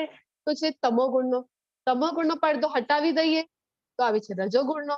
રજોગુણનો પડદો હટાવીએ તો આવે છે સત્વગુણ. સત્વગુણનો પડદો હટાવી દઈએ. ઘણી વખત થાય ને કે ઘણા લોકો છે ગુણાતીત. હવે આજના અધ્યાયમાં જે ભગવાને જણાવ્યું ગુણાતીત અવસ્થા, તો ગુણાતીત અવસ્થાને પ્રાપ્ત કરી શકે છે, 3 ગુણોને પાર કરી શકે છે, પરંતુ જરૂરી નથી કે કૃષ્ણને એમના મૂળ રૂપમાં જાણી શકે. કારણ કે એક પડદો હજી બાકી છે ને, ચોથું ભગવાન કહે છે કે યોગ માયા, આ પડદો તો બાકી છે પાર કરવાનું, અને આ ચોથા પડદાને હટાવવાનું એક અને કેવલ એક જ રસ્તો છે, ભક્તિમય સેવા કરવી. ભક્તિમય સેવા કરીને જ આ ચોથા પડદાને આપણે હટાવી શકીએ છીએ, એના સિવાય બીજો કોઈ રસ્તો છે જ નહીં. તો ભક્તો જે છે એ જ કૃષ્ણને જાણી શકે છે, એ જ કૃષ્ણને જોઈ શકે છે. અધરવાઇઝ તો આ ગુણાતીત અવસ્થા સુધી પાર કરી શકે, પરંતુ આ યોગ માયા વાળા પડદામાં બધા અટકી જાય. કરે છે ને ઘણા બધા લોકો મેડિટેશન કરે, ધ્યાન દ્વારા, યોગ દ્વારા, અષ્ટાંગ યોગ દ્વારા ભગવાન પ્રાપ્તિની પ્રયત્ન કરે છે ને, તો એ ક્યાં સુધી પહોંચી શકે છે? તો ત્યાં જાય તો એમને ફક્ત પ્રકાશ જ દેખાય છે. પ્રકાશ, કારણ કે કૃષ્ણના શરીરનો દિવ્ય પ્રકાશ છે, તો એ પ્રકાશથી જ અંજાઈ જતા હોય છે. આ પ્રકાશ એટલો પ્રકાશ છે, બસ અમે જોઈ લીધું છે. ભગવાન એટલે કે પ્રકાશ, એ જ, બીજું કાંઈ ત્યાં છે નહીં. શું કામ નથી જાણી શકતા કૃષ્ણને? કારણ કે આજે ચોથું પડદું તો હટાવવાનું બાકી રહી ગયું હતું. ભક્તિની સેવા તો કરી જ નહીં, કેમ કૃષ્ણને જોઈ શકતું? હે અર્જુન, પૂર્ણ પુરુષોત્તમ પરમેશ્વર તરીકે હું જે કંઈ ભૂતકાળમાં થયેલું, જે વર્તમાનમાં થઈ રહ્યું છે, અને જે હવે થવાનું છે, તે બધું જ જાણું છું. હું સર્વ જીવોને જાણું છું, પરંતુ મને કોઈ જાણતું નથી. જાણી શકે છે. શું કામ? કારણ કે પરમાત્મા સ્વરૂપે આપણા બધાના હૃદયમાં છે ને, વિરાજમાન છે. તો પછી કહે છે કે હું બધું જાણું છું, જે થઈ ગયું છે, જે થઈ રહ્યું છે, અથવા તો જે થવાનું છે. આપણને એમ થાય ને કૃષ્ણ બધું જાણે છે, બધું ફિક્સ જ છે, તો શું કામ હું પ્રયત્ન કરું? શું કામ હું કોઈ પણ કાર્ય કરું? તો આ એવી વાત છે કે આપણે જે પ્રકારના ગુણો છે એ સિલેક્ટ કરીએ એ મુજબ આપણે કર્તવ્ય કરતા હોઈએ છીએ. જો આપણે સિલેક્ટ કર્યું રજોગુણ, તો પછી કૃષ્ણ કહે છે કે હવે મને ખબર છે કે તારી સાથે શું થવાનું છે. આપણે સિલેક્ટ કર્યું તમોગુણ, તો કૃષ્ણ કહે છે કે હવે મને ખબર છે કે તારી ગતિ કેવી થવાની છે. આ રીતે કૃષ્ણ છે એ આપણને જાણે છે. જે પ્રકારના આપણે ગુણો સિલેક્ટ કરીશું. આપણે નીકળ્યા છીએ ઘરથી વૃંદાવન જવા માટે. વૃંદાવન એક જીપીએસ હોય છે ને આપણા કારમાં, આપણે એને સેટ કરી દીધું, વે માં નાખી દીધું વૃંદાવન. વૃંદાવન માટે નીકળ્યા તો કૃષ્ણ કહે છે કે હા મને ખબર છે હવે તમે વૃંદાવન પહોંચવાના છો, જીપીએસ માં નાખી દીધું છે. પરંતુ રસ્તામાં જ આપણે નાખી દીધું કે ગુજરાતથી નીકળ્યા તો હતા અને વૃંદાવન જવા માટે ને રસ્તામાં આપણે ગોવાનું નાખી દીધું, તો પછી ફરીથી જીપીએસ શું કરે? જીપીએસ ફરીથી રીરૂટ કરી નાખે, પછી ત્યાંથી આપણને ગોવા સુધીનો રસ્તો બતાવી દેશે. તો સેમ વે રજોગુણ સિલેક્ટ કરી દીધું, તમોગુણ સિલેક્ટ કરી દીધું આપણે, તો પછી કૃષ્ણ કહે છે કે હવે મને ખબર છે, ગોવા સિલેક્ટ કર્યું, હવે મને ખબર છે કે તારી સાથે શું થવાનું છે, તારી ગતિ કેવી થવાની છે. આ પ્રકારે આપણે સમજી શકીએ છીએ. તો આપણે બધા આપણા બધાના વિશે કૃષ્ણ છે એ જાણી શકીએ છીએ, કારણ કે પરમાત્મા સ્વરૂપે વિરાજમાન છે બધાના અંતકરણમાં, પરંતુ આપણે કૃષ્ણને જાણી શકતા નથી.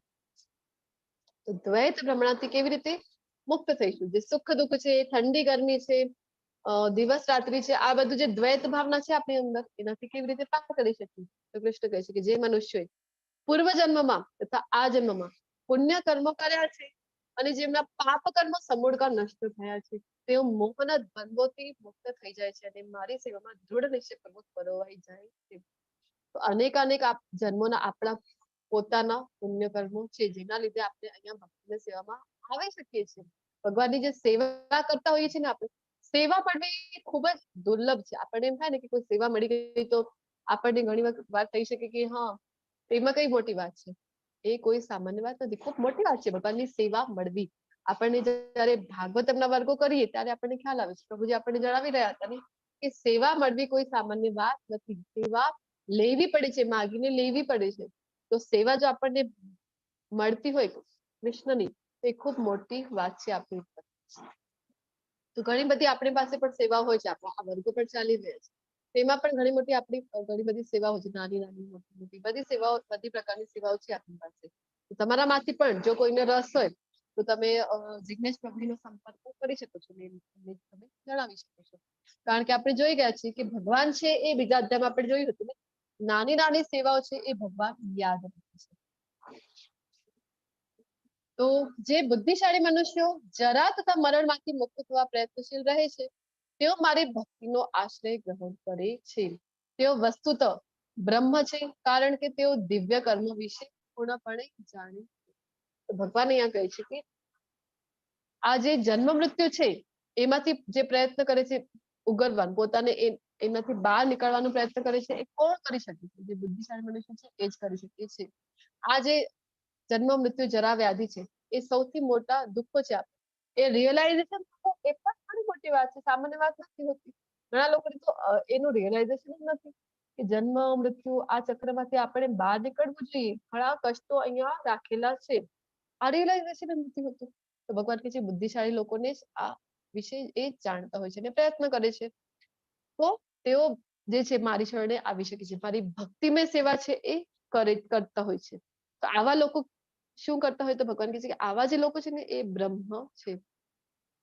હવે આજના અધ્યાયના જે બે શ્લોકો છે ને, છેલ્લા બે શ્લોકો, આ 7.29 અને 7.30, આ બંને શ્લોકોમાંથી અર્જુનજી છે એ અમુક શબ્દો ઉપાડી લે છે અને કાલના અધ્યાયની શરૂઆત થાય છે. 8મા અધ્યાયની શરૂઆત પછી ત્યારથી થાય છે કે આ ભગવાનને પૂછે છે. પછી આ બ્રહ્મ વિશે ભગવાને કઈ કીધું તો કહે છે કે બ્રહ્મ એટલે શું ભગવાન.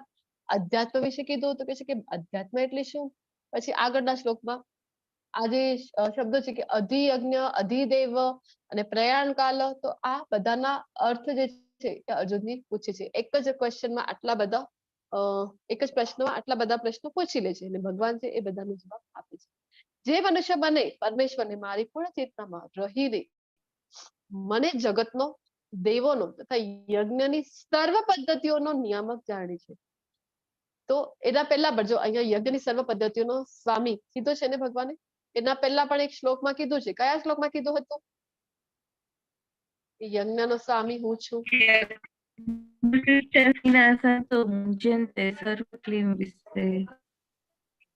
હરે કૃષ્ણ. મને સમજાયું નહીં, તમારો વોઇસ બ્રેક થાય છે. હરે કૃષ્ણ માતાજી. યજ્ઞ શિષ્ટા સિનાસંતો મુંજ્યંતે, યજ્ઞ શિષ્ટા સિનાસંતો મુંજ્યંતે સર્વ. હા, તો એ જે શ્લોક છે ત્યાં ભગવાને કીધું હતું કે જે મને અર્પણ કર્યા વિના ખાય છે એ વાળો શ્લોક છે ને એ. તો યજ્ઞના સ્વામી પોતે છે એ હું પૂછી રહી છું કે એ કયા શ્લોકમાં જણાવ્યું ભગવાન? યાદ છે કોઈને? કયું શ્લોક હતું 5મા અધ્યાયનું? 29. 29 નંબરનું. શું કહે છે ત્યાં?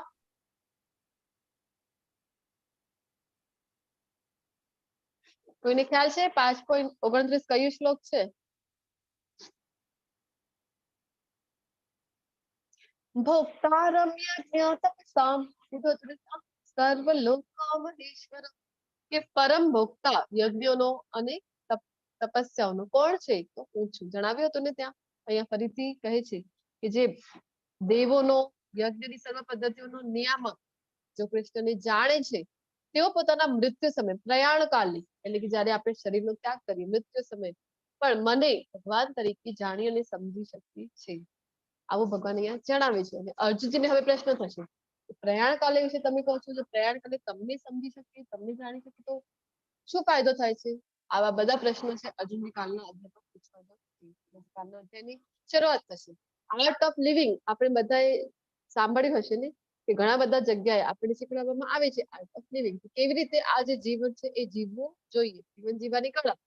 પરંતુ ભગવદ ગીતામાં બધું જ બધા જ પ્રકારનું જ્ઞાન આપણને જાણવા મળે છે. મૃત્યુની જે કળા છે, આર્ટ ઓફ ડેથ, એ આપણને ભગવાન શીખવાડવાના છે કાલના અધ્યાયમાં. તો તમે બધાએ ખૂબ શાંતિપૂર્વક મને સાંભળ્યું છે. ખૂબ ખૂબ આભાર.